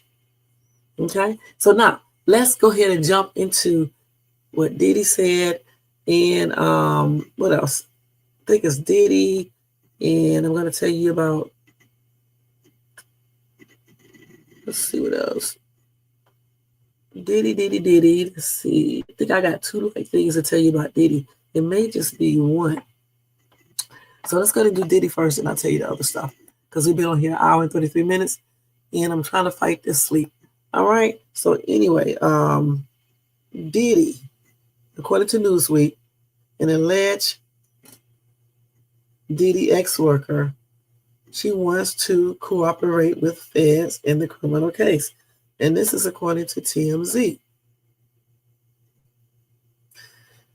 Okay, so they said the male ex-worker who just sued Diddy for an alleged sexual assault during a freak-off now wants to help federal prosecutors in the criminal case against Sean Combs. Damn.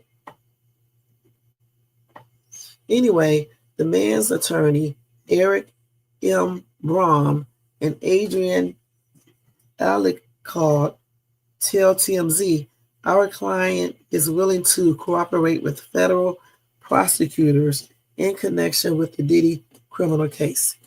It seems like this situation with our client is the pattern known as freak-offs. All right? So according to the lawsuit filed Wednesday by the John Doe escort, Diddy contacted the companion service the escort worked for in Florida and traveled to New York.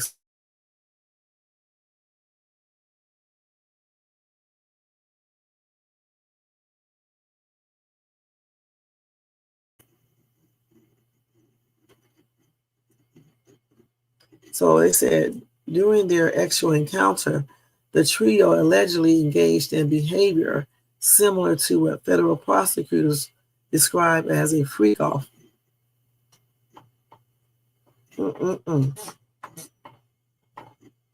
So the escort says Diddy ordered him to give oral to the women for hours while performing degraded X acts on her.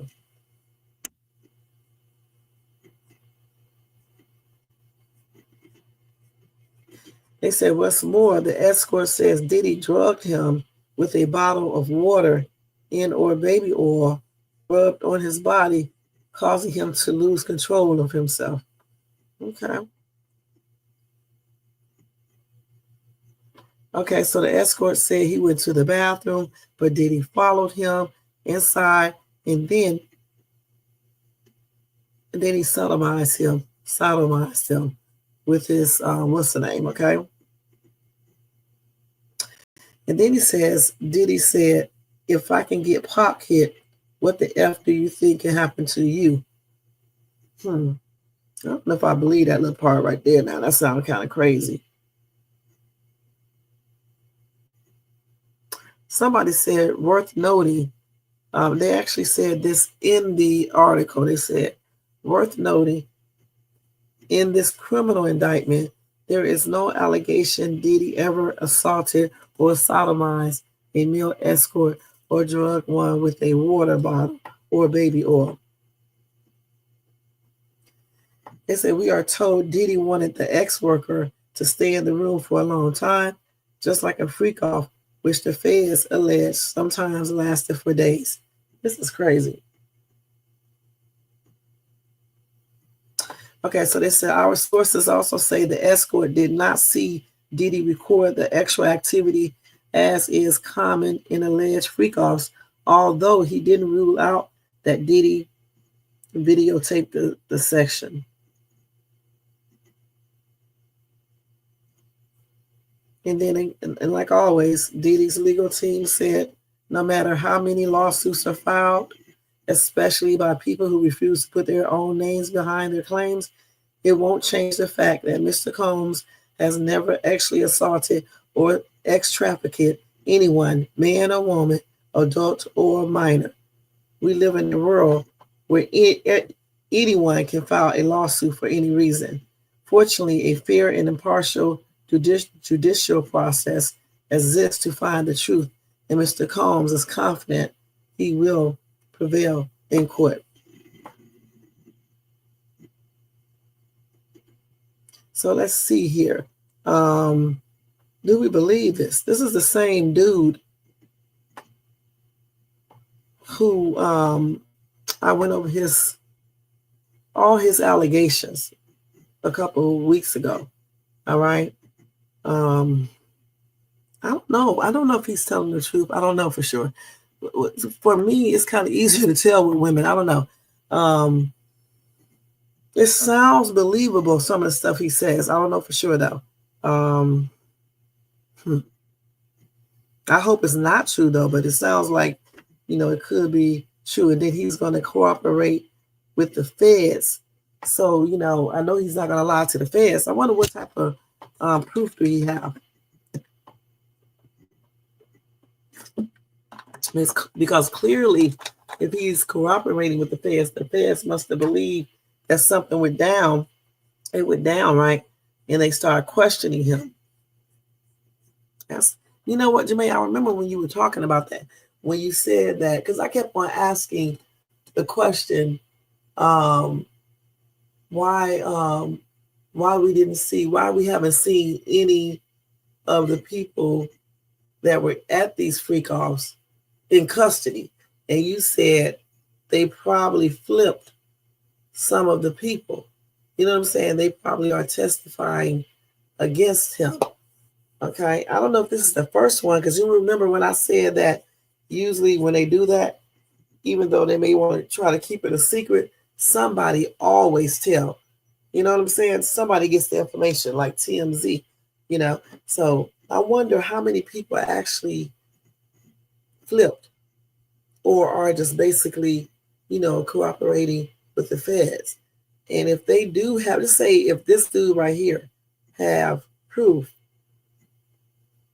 this is going to be a trip for Sean Combs. All right? It really is. Let me see what y'all saying over there. You say another lie, no evidence. Again, But the feds, listen, they said that this dude is cooperating with the feds. So, I mean, he must have some type of evidence, because the feds, I don't think the feds would be,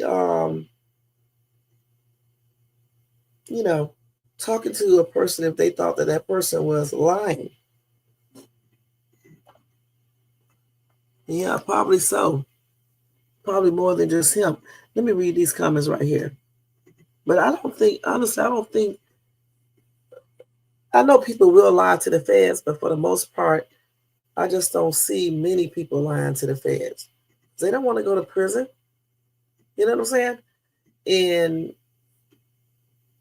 they must know or believe that he has some incriminating evidence, because otherwise I don't think the feds would even be using this person. So this person must have some type of evidence or a lot of knowledge about stuff that ties into some of the stuff they found in that home, in those homes. So it's kind of tricky here. Let's see.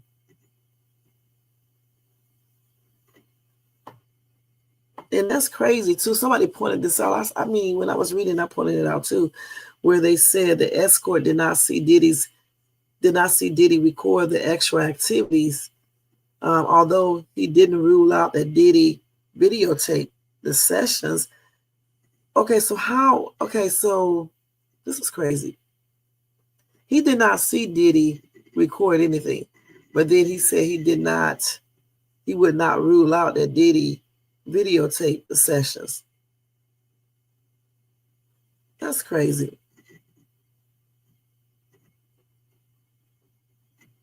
Somebody said we live in a world where anyone can file a lawsuit for any reason. Fortunately, a fair and impartial judicial process exists to find the truth, and Mr. Combs is confident he will prevail in court. So I guess this person must have put this up here.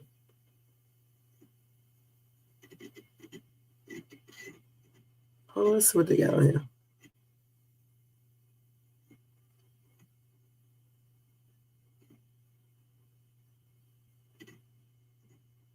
This is the boy right here. So somebody says, over for Diddy. Get used to your new lifestyle. Diddy might as well be a backup singer for the remix of Rich Gang.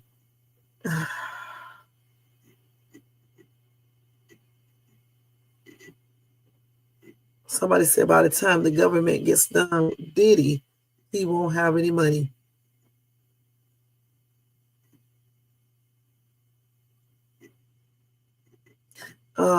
Somebody said, you really want me to believe someone announced himself as someone else's ex-worker? The media got to chill out with weird allegations. Shaking my head.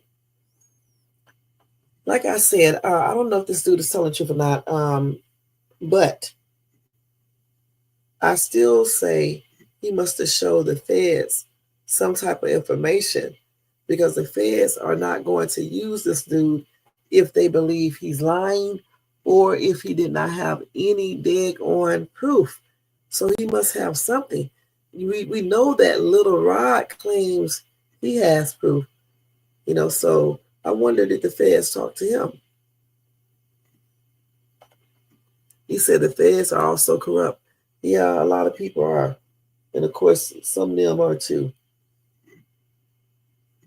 So you saying that they could still be 10, they could be basically, I don't know what word to use. This dude may not have any evidence, and they just may be making it seem like he has so much evidence to help push Sean Combs away. Is that what you're saying, Jermaine? That the feds could be playing a little game, as well, even if this dude may not have any evidence. But the feds may want to make it look like that to maybe scare Sean Combs, or I don't know. Okay, so yeah. And, that came across my mind. I didn't really want to say it until you put it up there. Anything is possible. It could be something that could have happened. You know what I'm saying? You really can't trust none of these people. That's why I don't understand why this dude got himself in this situation. Point blank. You know what I'm saying? I don't understand that. That's crazy. You can have almost any woman that you want. You can pay people not even millions.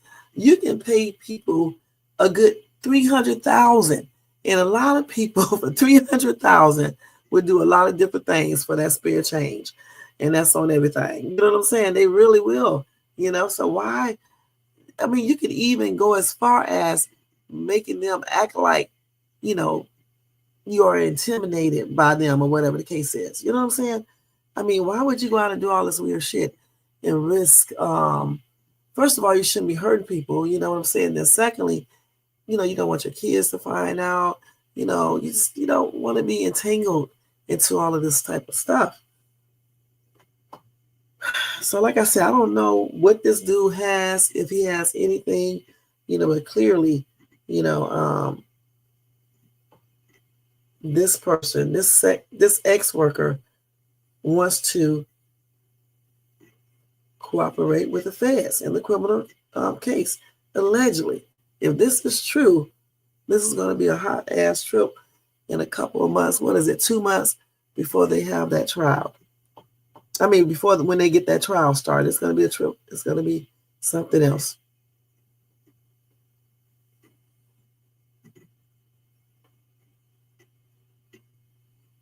Okay, so let's see here. What else we got? And so another lawsuit has just taken place. One of the Diddy came. No, she wasn't in the group. She was actually doing her own thing on making the band. She actually got together with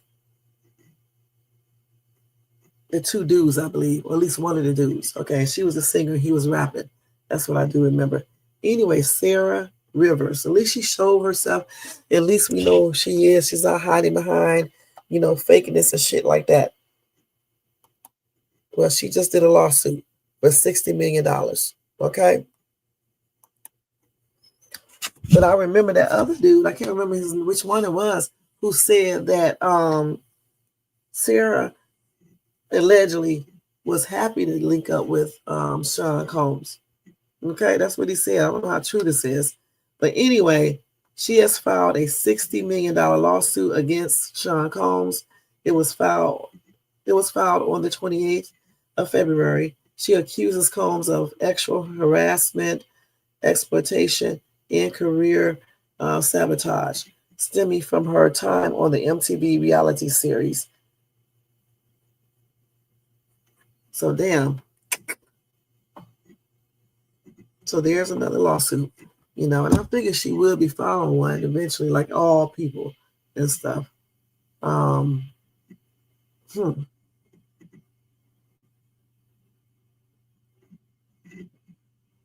So again, she is claiming all this stuff: sexual harassment, exploitation, and career sabotage.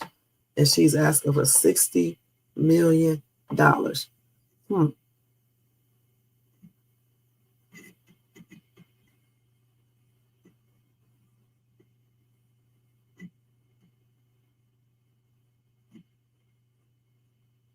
So she got attorney Ariel Mitchell. All right. And then that lawsuit also names Combs' mother, Janice, and his former assistant, Farnsworth Bentley, claiming they play a role in facilitating or covering up this misconduct. Damn, the girl, Farnsworth, come on, man, damn. Now, this is the second lawsuit against the mom, okay?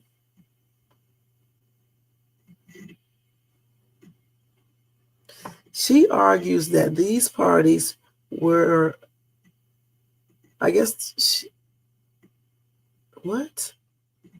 I guess they did a typo. I guess they means, I guess they meant because they got this written wrong.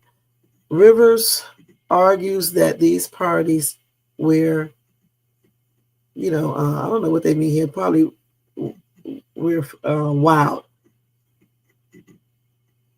And she said that Farnsworth, and I guess the mom, allegedly was aware of the toxic and abusive conditions, but failed to intervene.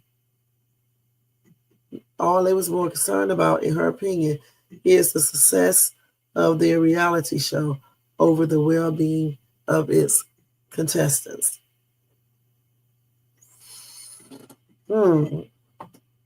Okay.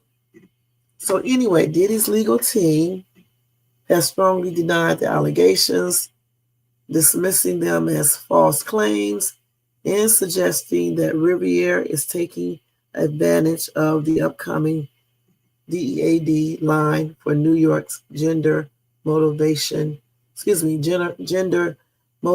Violence Act.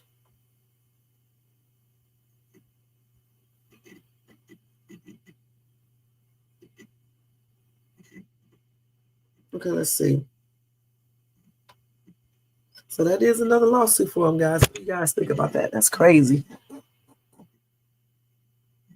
No, she did have talent. She could sing. You don't think she could sing? I think she could sing back then. I mean, I don't know what actually played a role in that, but she could sing, at least in my opinion. You said Diddy did not sabotage her career. I don't know, Jermaine. I don't know. You got a lot of stories where he basically allegedly threatened people, by saying they wouldn't, be able to do stuff in Hollywood, or, he's going to get them blackballed and things like that, allegedly. So I don't know. I don't know for sure. I got to put my shirt on too because it's cold in here. I do not know. I let that window down too. Damn. Okay. So anyway, just tell me what you guys think about that in the comments section. If you are watching this in the replay, another lawsuit for Diddy, $60 million from one of the girls who was there when they was doing making the band, Sarah Rivers. All right. So damn, that's tripped out. I think that's it with the Diddy news for this week, guys. Okay, so let's see what else we got here. So let me tell you about this story right here. Hold on. Let me find it real quick, y'all. About the inmate. Let me see if I can find it real quick.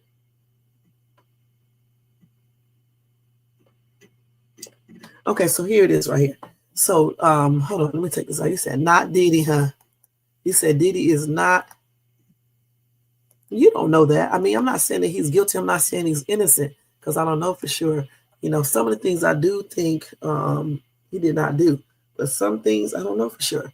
You know what I'm saying? I told you that before, and I still say the same thing over and over and over again. Okay, so let's go ahead and cover this right here, you guys. About this. This is some racist shit right here. Let me put this up here. I think I took it down. Let me write it up here again. Hold on, let me put this up here.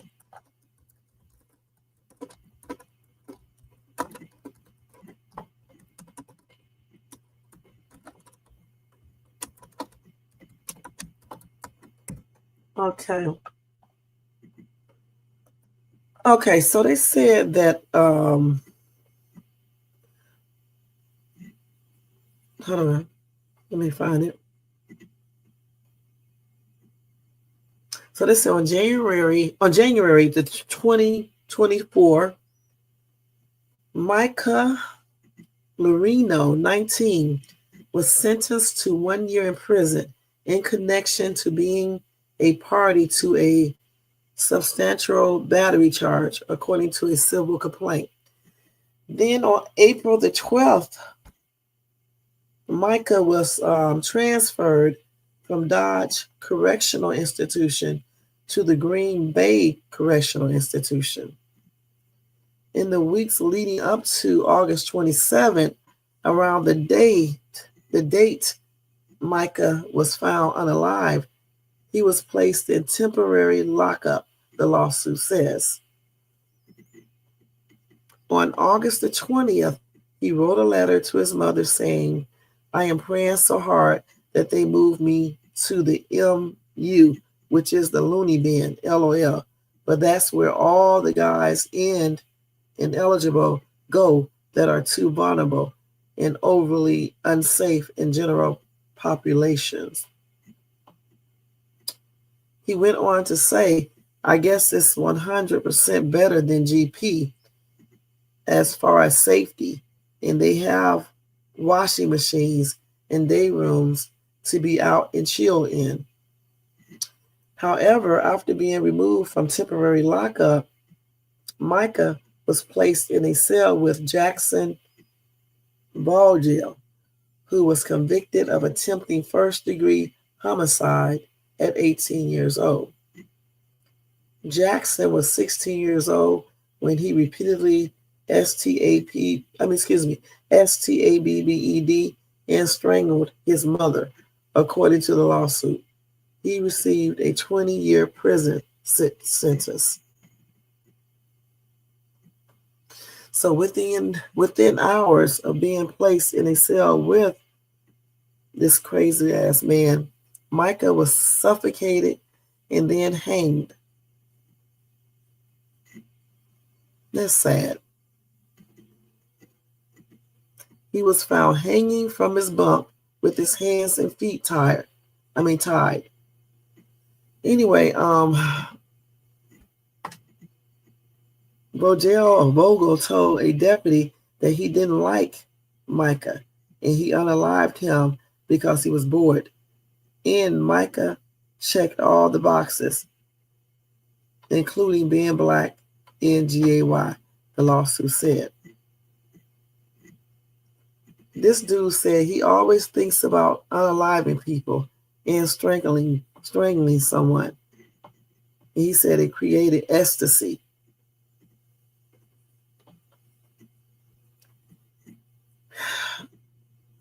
So they said that the defendants failed to protect Micah when they placed a particularly aggressive, violent, and racist inmate with a history of severe physical assault and mental health issues in a cell with a vulnerable 19-year-old black GAY male.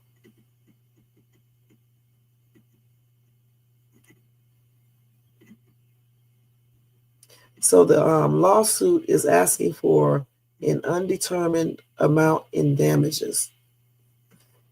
And this crazy ass dude was charged with first-degree intentional homicide, and he pleaded not guilty in awaiting trial.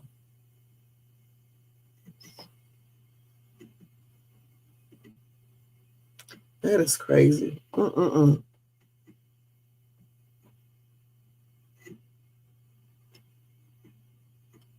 Let's see what else they got here. Somebody said those officers are just as guilty as Bojo because they knew his reputation. They knew that the new inmate would be unalived because who he was. Bojo unalived or tried to unalive his mother. The guards knew what was going to happen. Somebody said they do not care at all. There's so much wrong going on in these prisons, so much.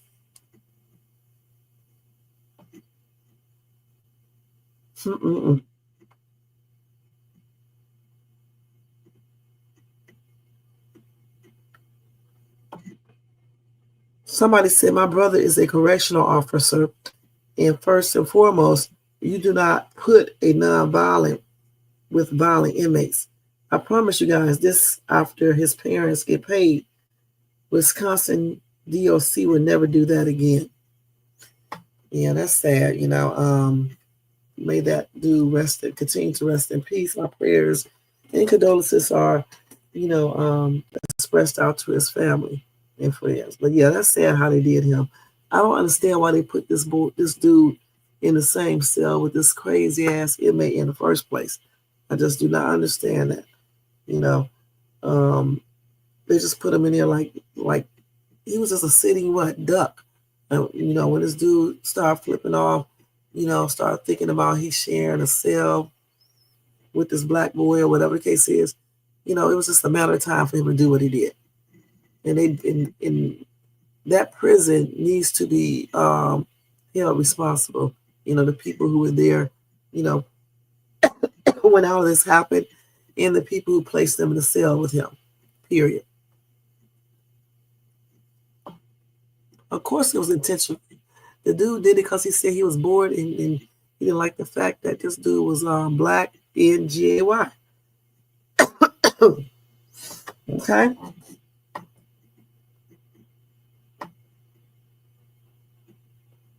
All right. So I think let me just give y'all a quick thing on this real quick on some breaking news. Actually, I'll let them say it to you guys. Listen. House Republicans now turn to the difficult task of trying to figure out how to slash federal spending to pay for the tax cuts President Trump wants. And some lawmakers have called for significant cuts to Medicaid, the federal program that provides health care to more than 70 million low-income Americans. One idea being floated is to effectively roll back the 2014 expansion of Medicaid that happened as a result of the Affordable Care Act. Joining us now to talk more about the potential implications here is Sarah Hooper, Executive Director of the UCSF Consortium on Law, Science, and Health Policy. Sarah, thank you for the time this afternoon. We appreciate it. First off, we should point out that President Trump, once again today during his cabinet meeting, insisted that he does not want to see safety net programs like Medicaid touched when it comes to the House, the budget plan that will be put together by lawmakers in Congress. But with that being said, there are discussions about the potential for some deep cuts to Medicaid. What could that mean for people across the country and here in California who rely on that program for healthcare services? Well, thank you for having me. The short answer is that Medicaid cuts would mean that life will become much more expensive for older adults and their families, and people won't get the medications and care that they need. And the reason for that is that the Medicaid program is a financial support system for 1 in 5 people in the US, including 1 in 5 people with Medicare. It helps older adults and their families pay for out-of-pocket costs, and it also pays for things that Medicare doesn't cover, like long-term care. And so we talked here at the top about the idea that one notion is that you would essentially roll back this expansion of Medicaid that we saw under the Affordable Care Act starting back in 2014. I want to put up a map here because 40 states across this country, including California, participate in that Medicaid expansion program. How would these states have to respond if the federal government decreased its funding for the Medicaid program? Yes, so the Medicaid program is a federal-state partnership, which means that the states put in some of their own money and also rely on some federal money in order to support the program. And so any cuts from the federal government to federal funds will negatively impact state budgets. And many states, including the state of California, are in a budget crunch at the moment and will likely not be able to make up the dollars that we rely on from the federal government to run these programs. And so cuts to the Medicaid program will mean cuts to benefits to individuals, notwithstanding what others have said about the plans under the Trump administration. Some conservatives have criticized that expansion of the Medicaid program that we saw in 2014, arguing that it's essentially forcing the federal government to pay more for a population that Medicaid was never intended to serve. Isn't this expansion, or has this expansion led to dramatic increases in Medicaid spending across the country? The Medicaid program covers families, right? It covers older adults, it covers children, it covers adults with disabilities, And so the intention of the Medicaid program has always been to provide health care and services to people with medical and social care needs. And that is precisely what the ACA expansion has done, is cover more of that population. And these are services that people really rely on, right? So long-term care, for instance, if your grandmother or your parent has Alzheimer's disease, the kind of care that they will need over time is not covered by the Medicare program and typically not covered by private insurance. So a lot of the Medicaid program is picking up the cost of those types of services. And it's for all of us to decide whether or not those are important services that we want to cover as a society, but it's certainly well within the intent of the Medicaid program to ensure that those types of programs are covered. And certainly Medicaid, extremely popular across the country. I want to put up the numbers here from a survey that was done just last year by the Kaiser Family Foundation. And they found in surveying Americans that 70% of Americans say that they want Medicaid to stay as it is right now. When you see numbers like that, how do you see that factoring into the debate? So the thing is that Trump is claiming that they're not going to bother Medicaid and what is it, Medicaid, and what is the other one? That's what he claims. I don't know how true this is, but that's what he claims. So what do you think about that, Jermaine?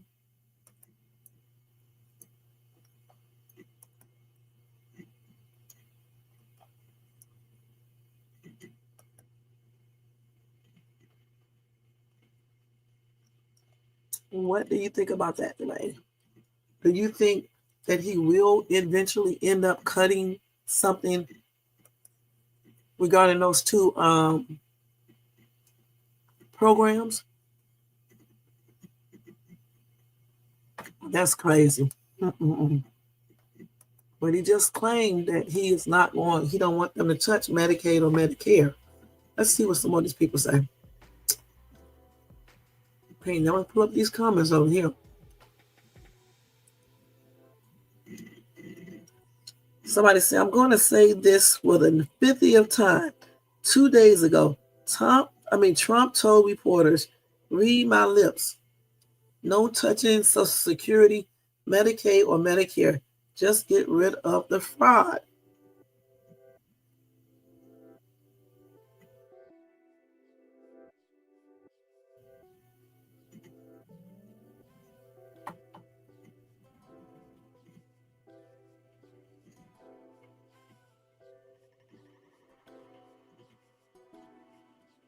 Somebody said, what about the handicap?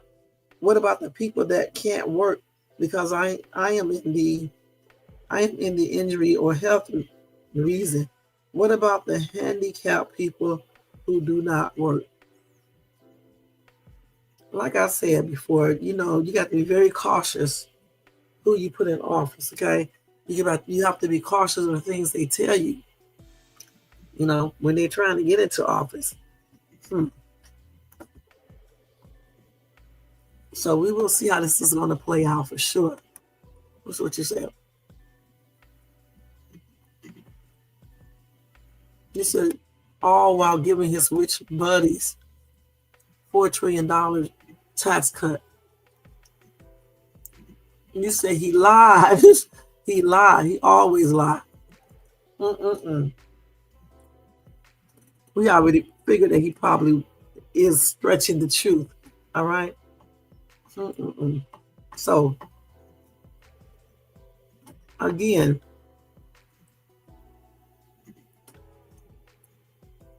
let me find that article again.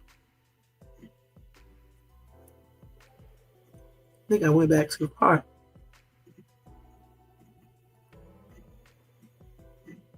So, again, they have proposed cuts for Medicaid and Medicare.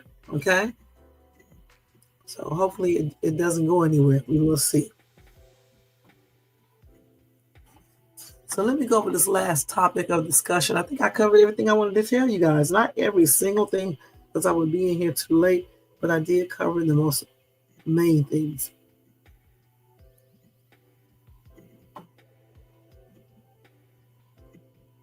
Let's see what I did with the thing.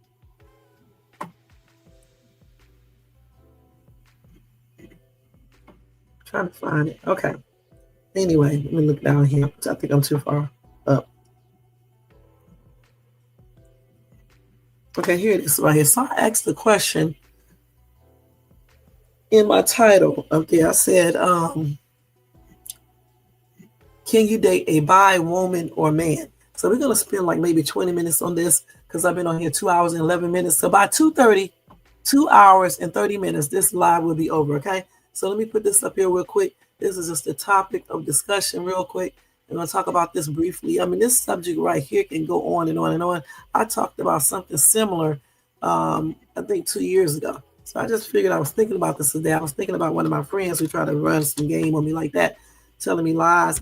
And it just made me think that maybe I should do another live on this, okay? So the question is, can you date a bi, man, or a woman?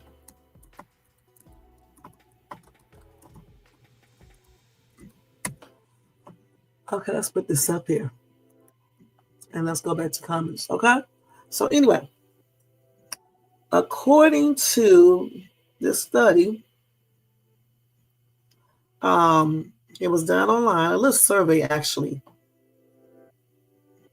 They said they found that 34% of women were open to or already had sex with another woman, but only 19% would date a bi person.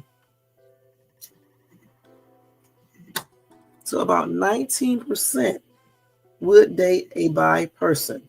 And the reason why they, said no to this is because of the deeper issues. They have biohobic stigmas and negative stereotypes underlying the aversion to bi men.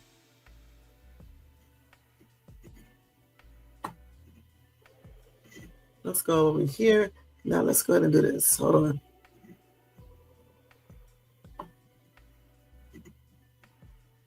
So a lot of times, at times you do have people, when you meet people, they will be straight up, with you. But then, you got people who will lie. But, for the people who don't lie and they meet a woman or a man or whatever the case is, a lot of times if a person is like upfront with the person, letting them know, that they are into, two genders, all right? Sometimes the partners, the people that they meet and talk to, they still stay with these people and go ahead and, establish a relationship or continue with the one they are, into.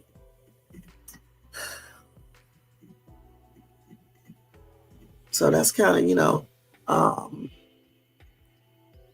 it's something, but see, what I got a problem with is that if I meet a person, right, and that person did not tell me that he is bi, and I find out, because that's going to create a lot of problems. And like I said, I don't understand why people conceal that, when they initially meet a person. I think it's weird. But like I just told you some numbers of how many, women would consider, even if they have engaged in same gender, actual type stuff, these same women say no to dealing with or dating a bi man. So let's see what they're saying here.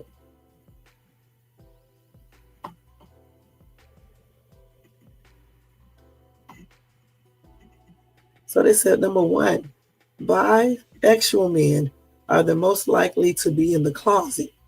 One study finds that only 12% of bi men are out and open about their sexuality.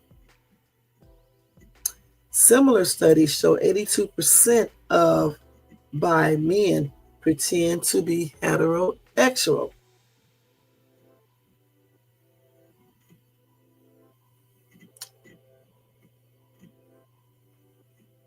So they said it's not hard to see why bi men struggle to come out. And in truth, their fears are warranted, while bisexuals have to deal with all the usual stigma other LGBT groups do. They also face a unique struggle. Coming out actually makes them less desirable to a huge portion of the people that are trying to attract. So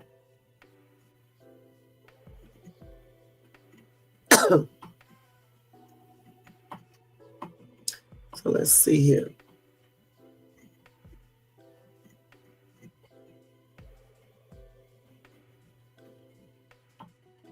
Hold on. So let me show you this TikTok video where somebody talking about they dated or they are dating a bi person, okay? Let me turn this down. Let me go back to that, you guys. I mean, this is her right here. Let me go back to this. I'm gonna click it again. So this is got this chick's name, Coachella, I think. Actually, this is the other. Let me show you this one first. Hold on. Let me turn this music off. Okay, so let's watch this one first. I got to be good when I talk about this subject. Wait. Men or women. And this is my take. Okay, y'all, we're going to talk about dating bisexual men or women. And this is my take on it. I honestly feel like come to me with your honesty. Tell me what you're interested in, and we can move forward from there. You got to give me the option, though, to see if that's something I'm up for. Now, a lot of people's excuses are, he's going to want for a man. He's going to want to get this and that. But if he's a faithful person, he's going to want what he wants from you. Just because he's sexually attracted to both does not mean that he's going to try to indulge in both. Like he has an itch that needs to be scratched. If he does it 5 years down the line, he's like, oh my God, I have to have a penis soon. So I would not mind it. I guess coming from me, I guess it's kind of a bit easier for me to say. But the thing about it is it wouldn't change the person. Are you going to take care of me? Are you going to provide? Are you going to be a stand-up man? Or am I just another number under your book? A lot of y'all say y'all wouldn't date bi men, but y'all already have. So, bitch. Okay, y'all, we're going to talk about dating bi. Okay. And the thing is that I kind of agree with that part of this, of what she said. A lot of people do. Because some of these men, be bi. Let's keep it real, and, it is just what it is. But that doesn't still mean that people knowingly, want to date someone that's bi. Like I said, I think when people meet people, they should be upfront. Maybe not the first day, but probably on the second day or third day, you should be upfront if you are into the same X type relationships versus playing games, because there's a lot of things that can happen. You got people unaliving people because they did not know they were bi and all this other weird stuff, or they were trans, or whatever the case is.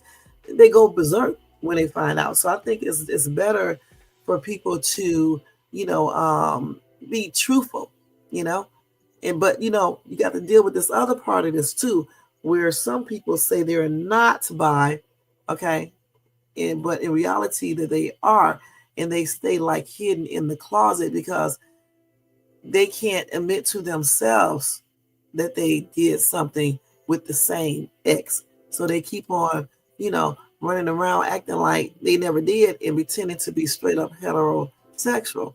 And I just don't think that's right either. I think if you ever had, once you get into I don't think you should wait. Actually, I don't think you should wait till it get real serious, because the person that you're dating is still going to be upset. So I would say, after a couple of dates, if you guys are getting close and you can see yourself with this person, I think you should be upfront.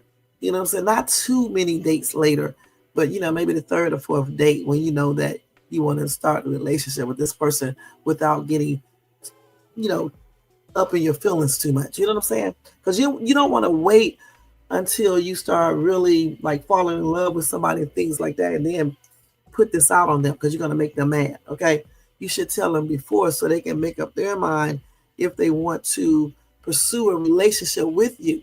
You see what I'm saying? And I think it's fair when you do that. Let me see what y'all saying over here. Hey, Shell, did I say hi to you before? Because I sure forgot. But anyway, I think when it comes to women, though, when women are bi, I think a lot of men, they will accept that better. Okay, they will even date women who are bi and don't feel no type of way about it. But like I said, with men, I don't think a lot of women will put up with that, to be perfectly honest.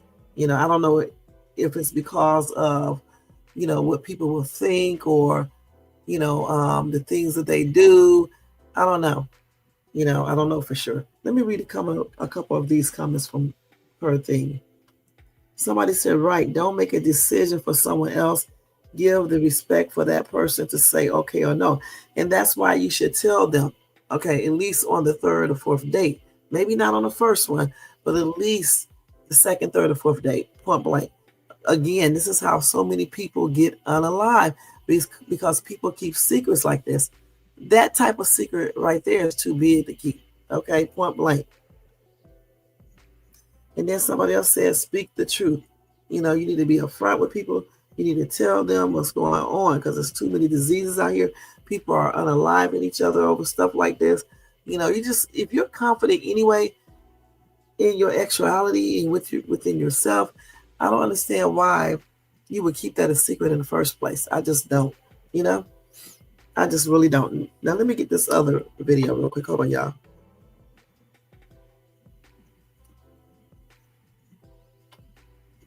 Let me go back. Let's find the other one. Yeah, what I did. I think this is it right here.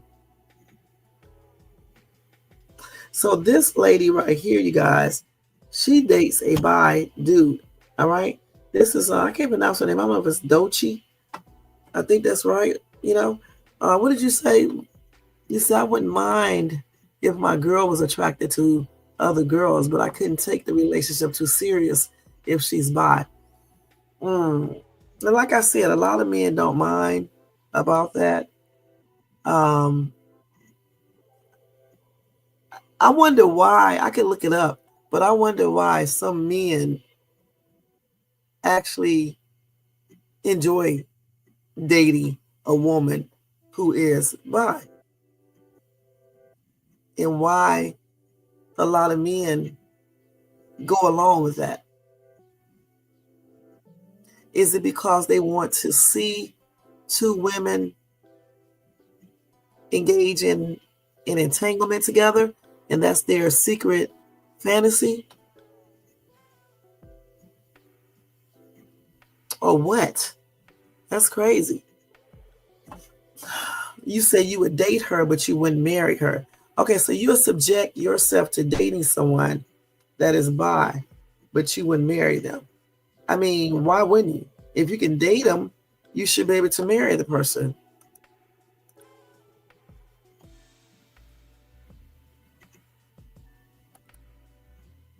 Okay, so let's let y'all hear this real quick. Now, like I just told you guys, while Black Vigilance put this little answer in the chat. Okay. Let me turn this music back off. And let me turn this on, so y'all can listen to this on. That quote. Wow. Yeah. Well, when you was in a situation like that? Yeah. What? Oh, don't say that like Is it shocking?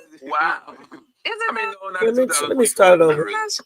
Did Wendy Williams influence the Now's room? Yeah. Mm-hmm. That quote. Wow. Yeah. Well, when you was in a situation like that? Yeah. What? Oh, don't say that like Is that. it shocking? Wow. Is it? I mean, no, not in 2024. Not really. Not shocking. No. How do you deal with that when you find that out? I mean, that was never the problem. Mm-hmm. I think the problem was that you cheated on me. You also could have let me know up front, you know, what your style was. I'm bisexual. Mm-hmm. That's cool. I've dated bisexual men. But it's different when it's a man. Let me know what it is up front. Mm-hmm. Yeah. Let me know what it is up front. I'll accept you for who you are. It doesn't really matter. I think it's like cheating on top of lying and secrecy about just who you are as a person. So you wouldn't have a problem dating, or you dated a bisexual man? Absolutely. That's what the song is about. That's what it's like. How can I be bisexual and then I'm gonna not date somebody who's bisexual? Why? Because he's a man? Because people look at it differently. Yeah. People look at it differently. It's in this world, it's okay for another woman to be with another woman, but for a man to be with another man, people look at that differently in a bisexual relationship. Yeah. Absolutely not. I hear that all the time. I don't see it that way. I really don't. I think that sexuality is fluid, and I really don't give a damn. Because then that's contradicting. It is. You know what I mean? Yeah. Yeah. How can I sit up here and be bisexual and then be like, oh no, he bisexual? I can't. Girl, whatever. So what's your relationship like now? Because I saw where you said you have a girlfriend now. Yeah. Okay. It's wonderful. Oh, yeah. Does she trust you? Oh my God.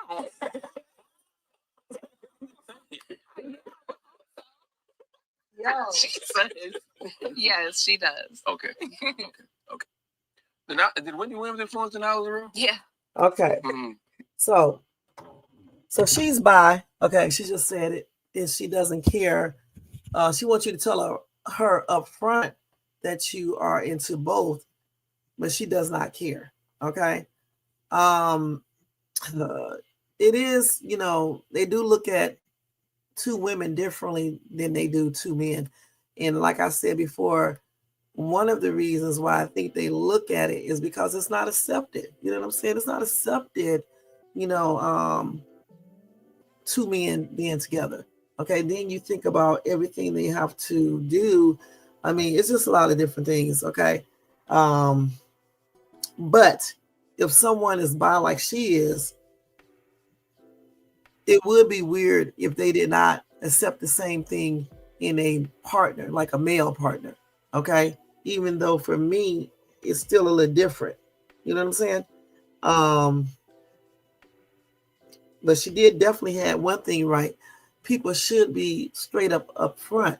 You don't just spring this type of stuff on someone and make them accept this, especially if that, you know, if y'all fall in love with each other and then all of a sudden the person come and tell you that they are into the same thing. You need to know this anyway, because, you know, certain things increase your risk of, you know, catching certain things. You know what I'm saying? And plus, you should just be more open about that, because I think it's very important to know if your partner had, you know, the same gender, okay, in an actual relationship or anything of that nature. You know what I'm saying? I mean, these are things that should be discussed, period. Let me read a couple of these comments. I'm not going to read this. Let's see what some of these other ones say. Okay, so these comments are not really nothing. People are just saying they love her, you know, things like that. But anyway, me personally, I cannot date a bi dude, okay, point blank, okay, because I'm thinking about a lot of different things, and I'm not bi, so I definitely could not, you know, even entertain it. I'm gonna be perfectly honest, okay. I remember one time I met a dude, okay, and he ended up, I knew this dude. I asked him over and over and over again, was he into dudes too? And he basically just kept on lying and kept on lying and kept on lying.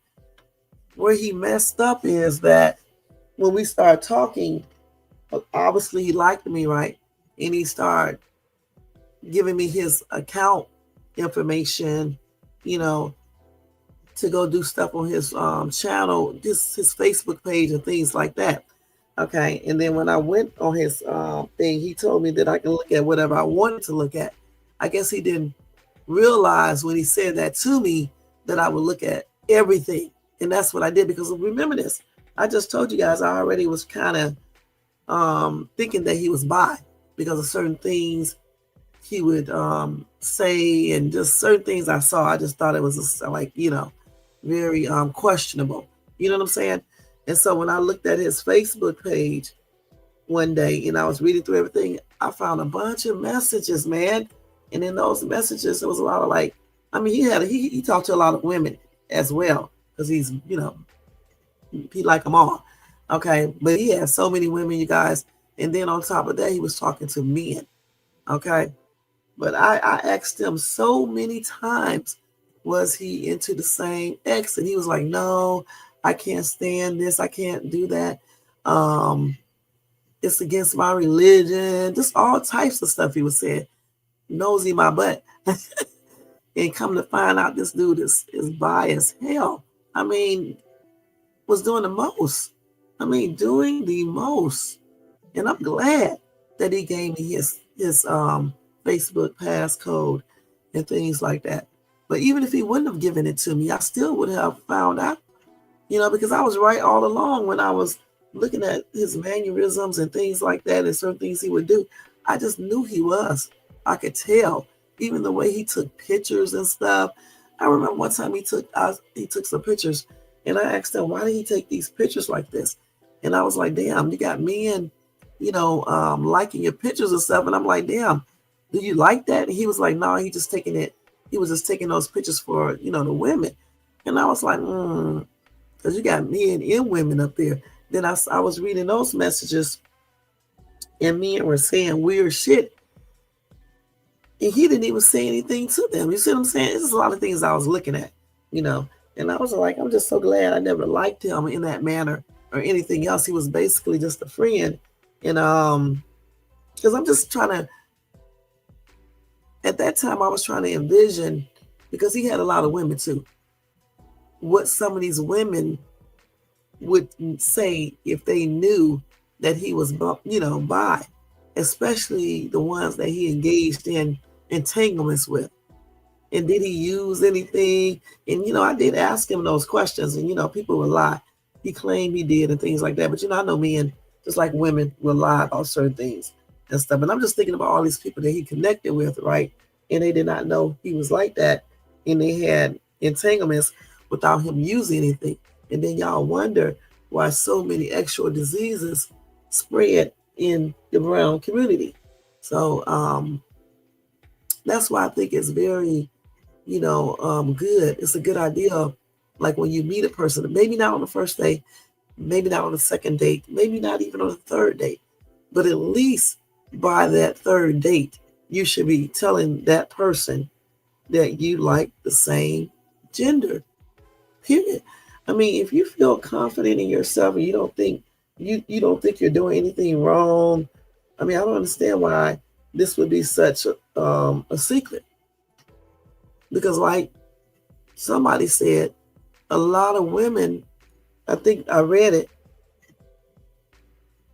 not a lot, but some women will go on and date you anyway, because some women don't care. But then you have the ones like me that do care, you know what I'm saying? Because my preference is not to date someone that is, bi, But again, you got these men and women concealing certain things, but certainly men, because again, just like she said, in this society, they will accept two women, a woman being bi versus a man being bi. Bi. So you can look at things so many different ways based on that, because people don't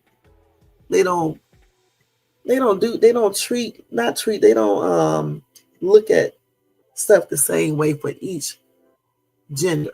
Okay. So I think, that's why a lot of women won't put up with that. And a lot of men that might have did something like that, they would keep it a secret. You know what I'm saying? Because they know the stigma that comes from that. They know how the world look at them if they, knew and things like that. So let's see here. Where's my other article? Hold on, y'all. Let me see if I can find it regarding that topic, because I got a lot of stuff saved here. Let's see. Well, let's see what they're saying right here. So let's see. So they said a lot of women don't want to date a bi man because they think they are secretly GAY. Okay. Now that's another argument I have with people so much, because a lot of people say if you are GAY, if you are, bi, then you are still GAY.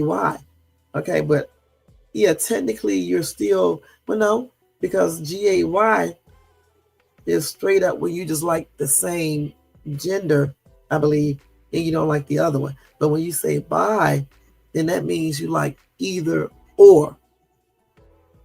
Okay, so that's what they mean when they say that. That's why they put that like that.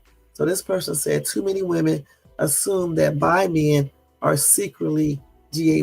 That's why I say they mean it's not the same shit. Shut your mouth. That's why they have two different meanings for both. You know what I'm saying? They also believe that they are cheaters or disease carriers. Okay.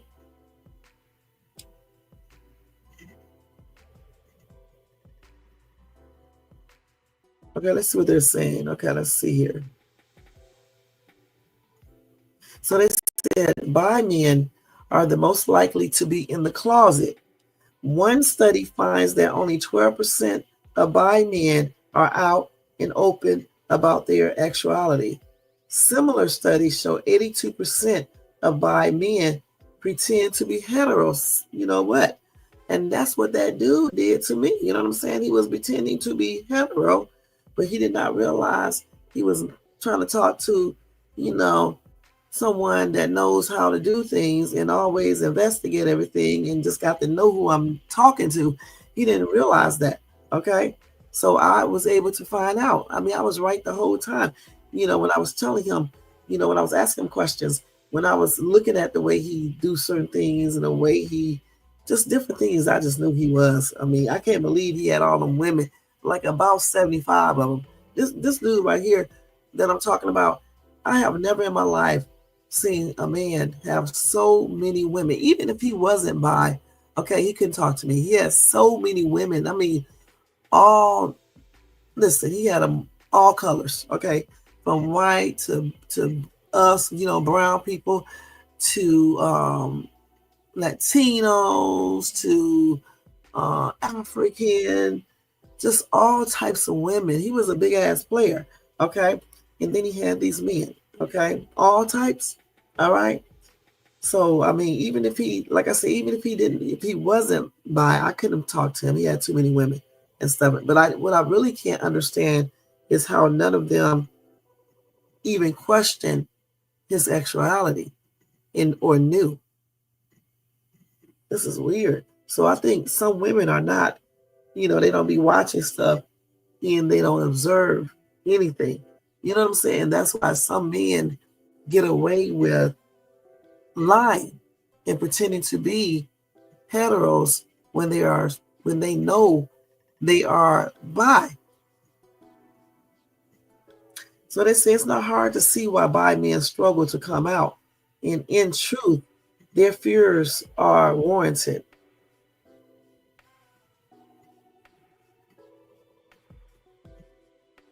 They said coming out actually makes them less desirable to a huge portion of the people they are trying to attract. And they said this is backed up by studies finding that 63% of women would not date a man who has had sex with another man, and only 19% of women would date a bi person. It's hard. Okay, I'm gonna keep it real with you guys in this live. It's hard to date a dude that is straight up GAY, and then he changes up, because I know for me, the only thing that I'm gonna be thinking about is the stuff he did with this man. Okay, like my friend who tried to talk to me and he was like that, and he was telling me he's not anymore and things like that. I just couldn't. People can do whatever they want to, but for me, I choose not to. Okay, period. Because all I'm thinking about is all this different stuff. It's just too much for me. You know what I'm saying? Now they did say 19% of women would date a bi person. and maybe some of these women probably could have been by themselves, or they just simply don't care. You know what I'm saying? I don't think I can do that either, because I'm just, it's enough, it's enough dealing with men in regards to if they cheat with a woman. Then if you have to deal with a man who's cheating with another man, that's just a whole nother level. You know what I'm saying? It's just a whole nother level. No, it really is a difference with that, because the bi person, the bi person will have entanglements with either or. A straight up GAY person won't have an entanglement with that other gender. They're going to be with only that one gender. Okay, point blank. So that's what that means.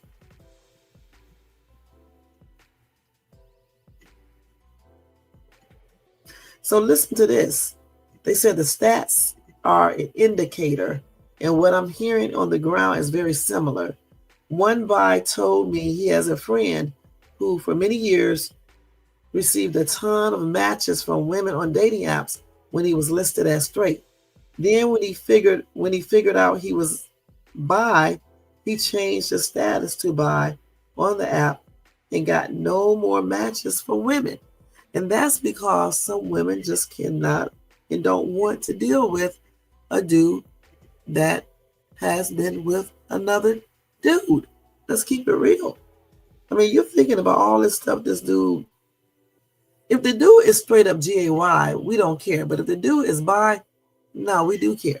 Okay, because how are you going to be out here having entanglements with a dude and then think you're going to hook up with me? And y'all been doing the most. I just wouldn't be able to do it. You know what I'm saying? It's just something that I could not do. And a lot of women basically feel the same way. All right?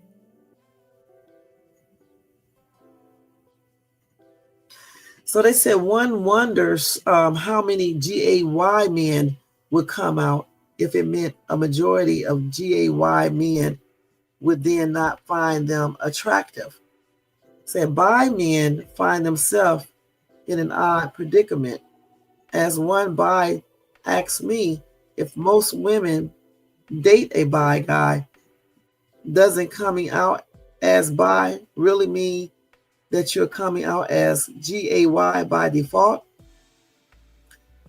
Let's see here.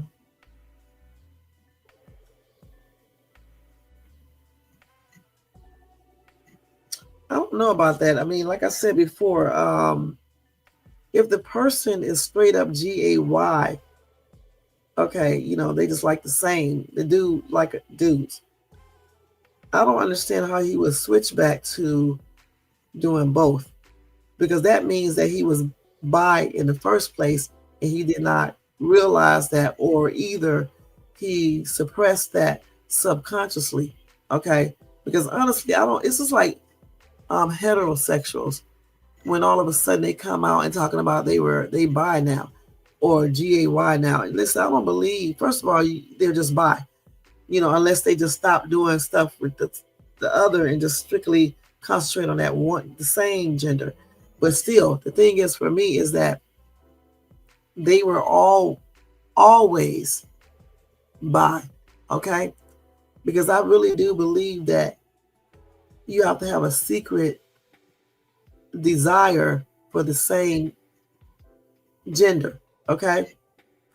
And you're just not basically letting it come out, or you're trying to ignore it because you're not trying to be bi.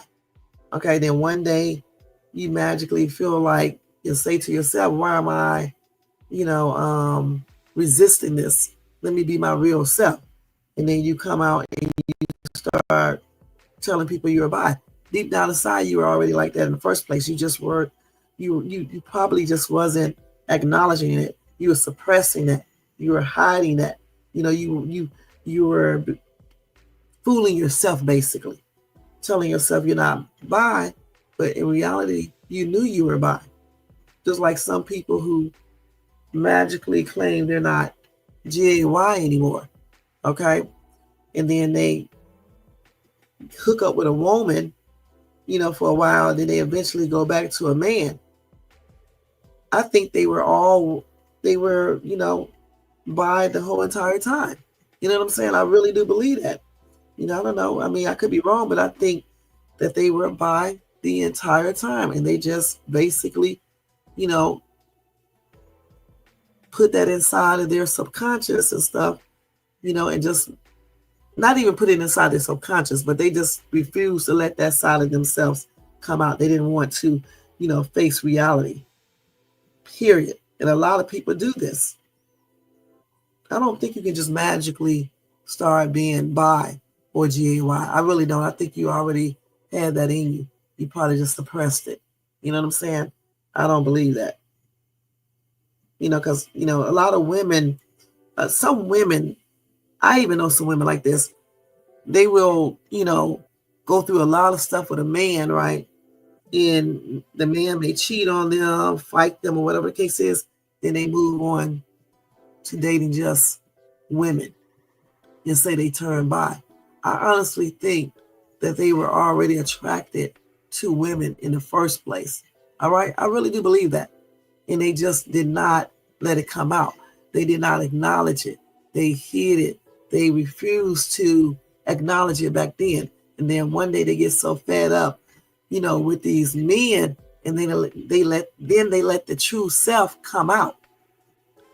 Because I can go through anything with a man, and I never want another. I never want a woman. You know what I'm saying? I can go through anything with a man, and I could never find a woman actually attractive. Period. So I think people who do this, I think they are already into both genders, point blank. And I just think they just be basically hiding that. You know what I'm saying? And I'm serious. What are you talking about?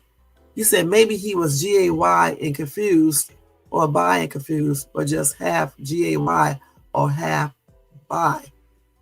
Honestly, I don't think people really be confused. I think they just be scared to come out. You know what I'm saying? I really do. And some people, it depends on their upbringing and their faith and things like that. They just refuse to let it come out, and they hide it. A lot of people do that, especially men. Some women don't do it because men accept women who are bi, but a lot of women will not accept a man that is bi. So I think they know, they just suppress that or refuse to acknowledge that. They just think that they can change it and never, be attracted to the same ex, and they live their life as a hetero until one day they just can't take it no more. Or one day they realize they're living a lie, and they just start living their true selves. But they was already bi. For real, I don't believe people just magically turn bi. Okay, I think you're already attracted to the same gender. And I certainly don't think people just automatically turn GAY. I just don't. Okay? Anyway, if they magically turn GAY, they was already bi in the first place, because then you like both.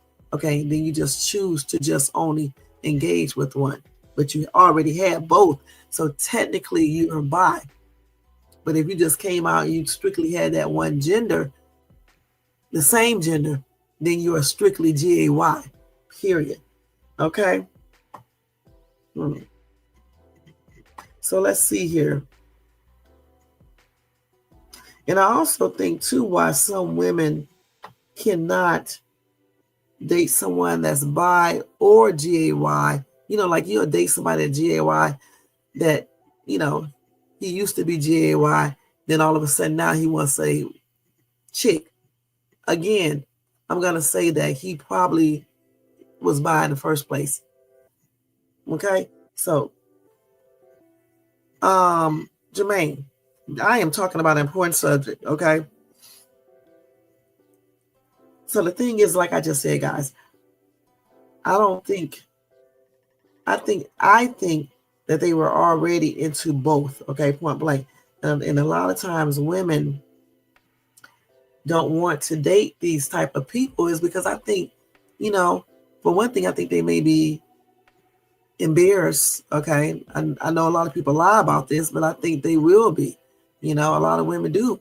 And then also I think they're thinking about the same, I'm trying to say this without saying these words, the same, the man on man actual relationship. Okay, let's keep it like that. I think a lot of women think about that, and how many things that you can get from, two men engaging in entanglements together, like extra things. So I think a lot of women think about that. And that's why I believe it's harder for women to get into a relationship with a dude that used to be GAY and claim he isn't anymore, or a dude that is bi. Point blank. It's not, they don't look at it the same way as if a woman who is bi or even GAY at first, and she decides to hook up with a man, these men will still go ahead and date these women. Some of these men like that type of stuff. You know what I'm saying?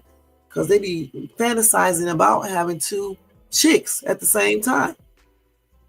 So it's a difference, and it's sad it is, but it is a difference, And some women don't care. And then you got some that just will not deal with someone that used to be GAY. In their opinion, they used to be GAY. Okay, in my opinion, they was probably bi in the first place, and they still are. They're just, now that they're saying that they're no longer into a man, they just want a woman, they're just probably suppressing it or refusing to acknowledge that now, because for whatever reason, maybe because of faith or whatever reason. Okay, I really do believe that. Just like my friend, I do think he is still bi. I just think he does not, indulge in that anymore. He found a way how to resist that temptation. Okay, and he suppresses it. And he probably does not tell any woman that he's dating now about that. Okay, and you got a lot of dudes that do that, especially, some that, been incarcerated for a long, long time. And I said some, I didn't say all, so y'all want to be tripping. They would go, they would be incarcerated for years, 20 years, or whatever, in prison or whatever case is, may engage in the same gender type stuff. But when they get out of, being incarcerated, they don't tell anybody. They put it to the back burner. And they act like they are straight up heterosexuals when in reality, they're not. They did some entanglements with the same ex, so they are bi.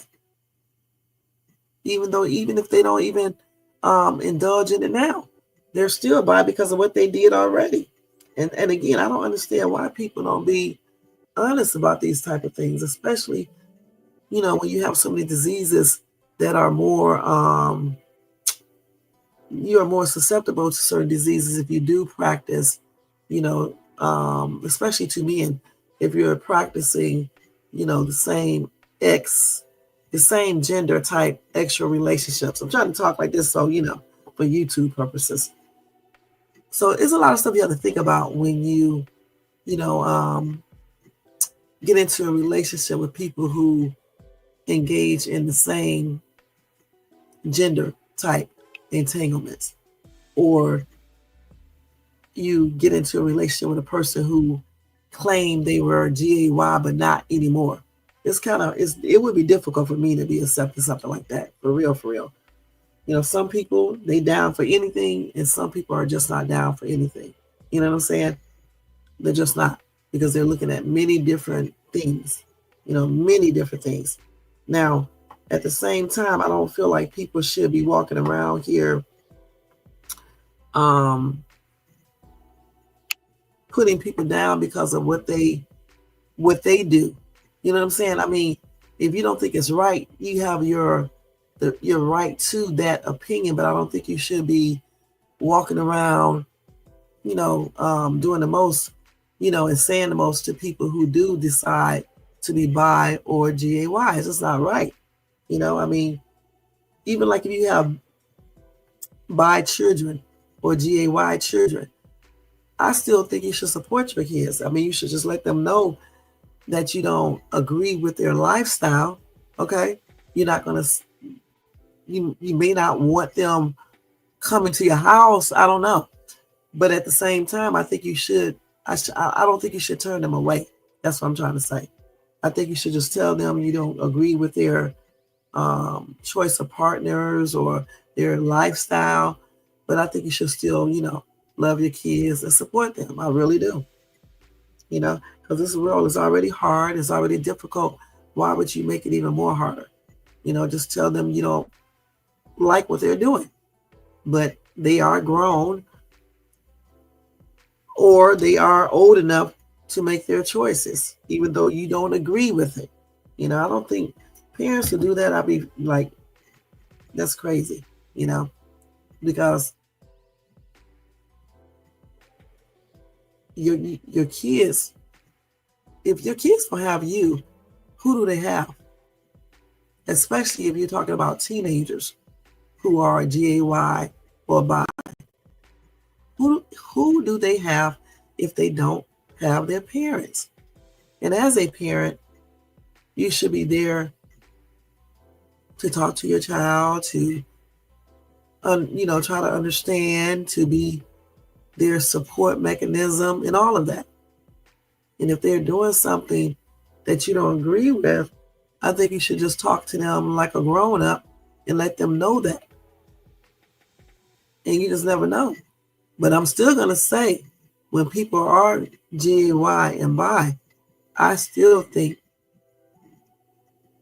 even if they don't partake in it, I still think a lot of these people are still attractive, actually, to that same gender or both, point blank, even if they suppress it and decide not to indulge in it, or they decide to resist doing it. Okay? So that's what I think. But again, I'm going to ask that question. Can you date a bi man or woman, or a GAY man or woman who decides to become heterosexual? Okay, even though I don't believe that they ever are 100% heterosexual, but I'm just saying, I'm just putting that question out there. All right, and let me know in the comment section, and maybe we will tackle this topic again. All right. So guys, I enjoyed doing this live tonight. It was fun. We talked about a lot of stuff. I'm gonna pimp smack Jermaine. All right, upside his head. All right, and that's on everything. And we talked about a lot of stuff tonight, guys. We talked about Gene Hackman and his wife, his dog. We believe that this is a recap real quick. We believe that they were unalive for at least a week or two because of certain physical signs the body went through. Okay. We also talked about Sean Diddy Combs facing another lawsuit for $60 million. Okay. And we talked about the inmate who unalived his cellmate because that cellmate was Black and GAY. We also talked about the divers who went out for scuba diving, and obviously some kind of current swept them under, and I guess some sharks or something. I don't know if the sharks unalived them first or if the current, they drowned from that. But, in the end, the sharks did, eat at least one of them, not his whole entire body, but his legs or something like that. I can't remember, something like that. Then we talked about Trump a little bit. We touched on him being on that list of Epstein flights logs. Okay. And I think I talked about the Medicaid. Well, I'll let y'all watch the video about the Medicaid and Medicare program he claimed that he won't touch that, but I don't know about that. I can't trust Trump, okay? Point blank. And let's see what else we talked about. We talked about some other stuff too. ASAP Rocky, ASAP Riley is taking him to court, civil court to do a lawsuit. And I can't remember how much he's asking for. I think, did we say? I can't remember. And I think that was it, if I'm not mistaken. Oh, we talked about Elon Musk. Okay, he shot back at his granddaughter because she called him a racist and a psychopath. Okay, he didn't really say that much, but he just shot back somewhat. And we talked about allegedly one of Diddy's alleged ex-workers, wants to cooperate with the feds in his criminal case. Okay, so we did talk about that. And I think that was it. Oh, I told you guys about the Cleveland school bus that caught on fire, and I told you about another plane mishap. Okay, so we did cover a lot of stuff. As far as that list, did I tell y'all the names on that list? I did. I said Michael Jackson. Okay. Let's see.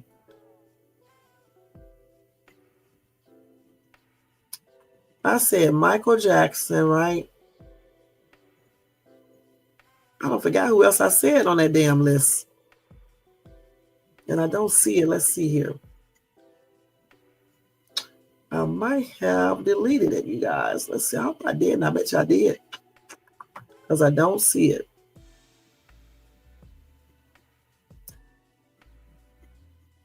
Let's see if I can look through it real quick again. Also, to say that Diddy's mom also got sued. She's being sued in that same lawsuit with the girl from Making the Band, Sarah Rivers, as well as the one I told you about the other day. So let's see if I can find that. Trying to see. Hold on for 1 second, y'all. I'm looking for that.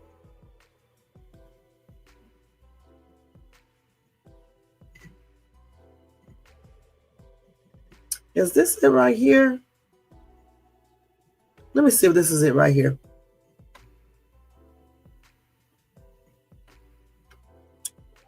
No, I don't think this is it right here. This is not it. Let's see.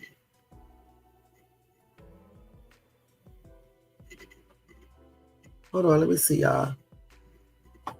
I think I deleted that damn list because I don't not see this list on my damn phone.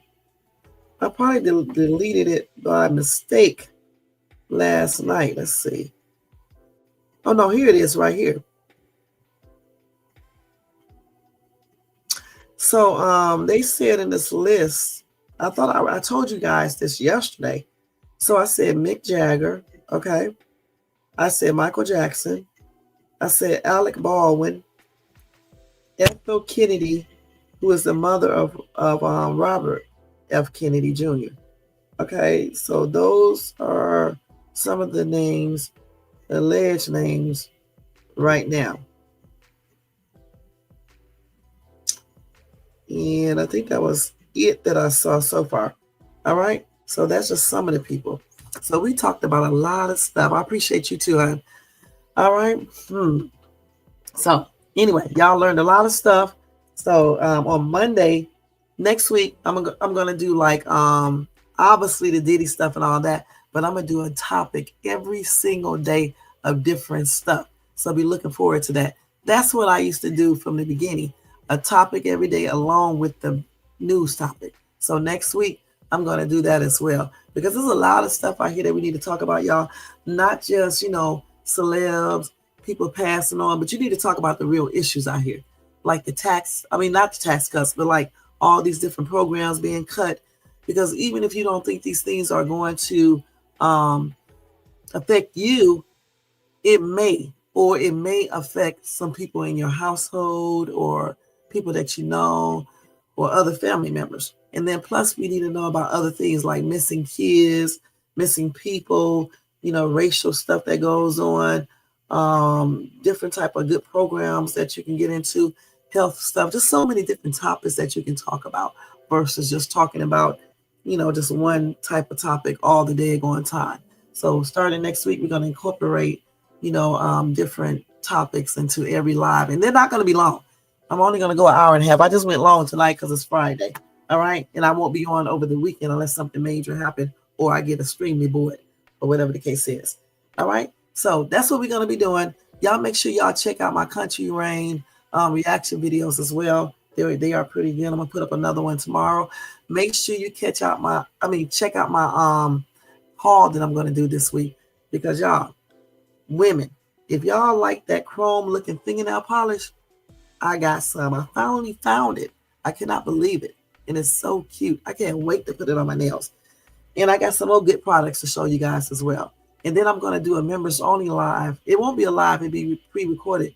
I'm going to actually put up a video of this place that I went, period, so you guys can see it. It's not a new video, but I did it over the summer. So I'm going to put that up for members only. I'm going to open it up for the public first, and then I'll do members only on that until I figure out exactly what I want to do in that area of my channel. All right. So be looking forward to all that type of stuff, guys.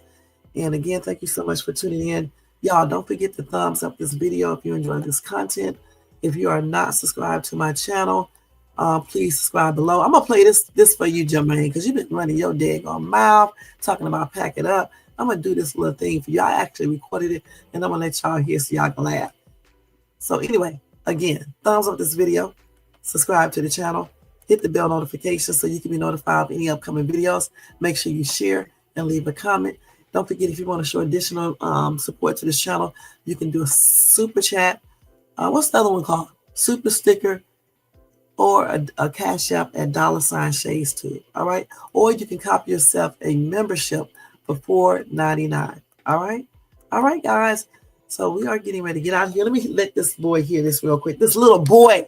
Okay. This little boy been up here running his daggone mouth the whole damn time. So I'm getting ready to get your little ass right now. Till I pack it up and I'm in the middle of talking about something serious.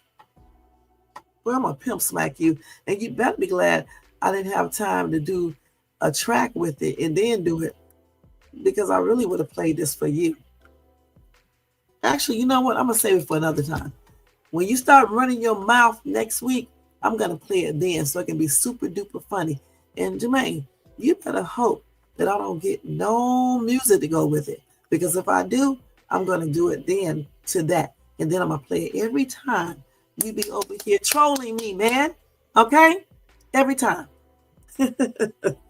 But anyway, y'all, good night. Have a good weekend. Be blessed. Happy and blessed March, you guys. Happy born day to all of my March babies. And I wish you guys a long life and prosperity, okay? I cannot believe it's March. Listen, I did a live. When I started my live, it was the 28th here, okay? And I brought in March the 1st with you guys. This is the month of ShadesTube birthday, you guys. I will be 35 years old this year, okay? So y'all make sure y'all tell me happy birthday. And don't forget, I am 35 years old this year, okay? Don't forget that. Anyway, y'all, I'll see you guys on Monday. Have a good weekend. Until then, have a blessed weekend as well. All right? Good night, y'all. Yeah, 35, Jermaine. And you better not say a damn word. Okay, maybe I should say 40. Okay, this year I'll be 40, you guys. 41. So I'll be 41. All right? 41, not 35. Okay. Good night, y'all.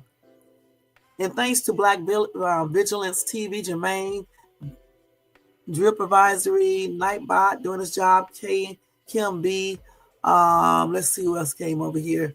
I think that's it. I think I got everybody. Let's make sure. Thanks to everybody in the bushes and everybody who watches this in the replay. Good night, y'all. Peace out. I got to go to bed. Oh, y'all, I had a good-ass massage earlier.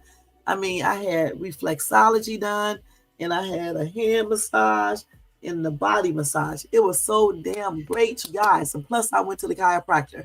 Y'all, make sure y'all go to the chiropractor and make sure y'all incorporate massages every day, going at least once a month, if not every other week. All right? Make sure y'all do that. It makes your body feel good. I'm going to pimp smack your ass, Black. Okay? And that's on everything. Good night, y'all. I have to smack this dude. All right? Let me put my music up and change these banners. Oh my gosh. There you go.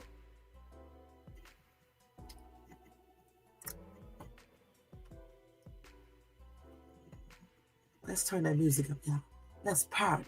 Let's change this music, y'all. Let's change it. Let's change this music, y'all.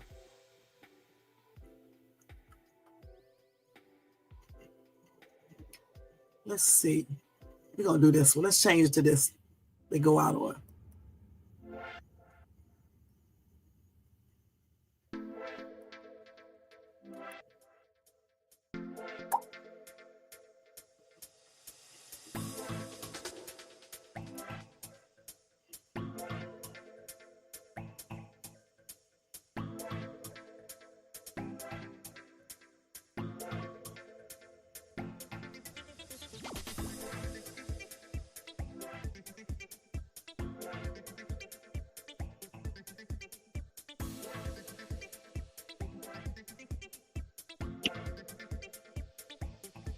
Good night, y'all. Good night, y'all.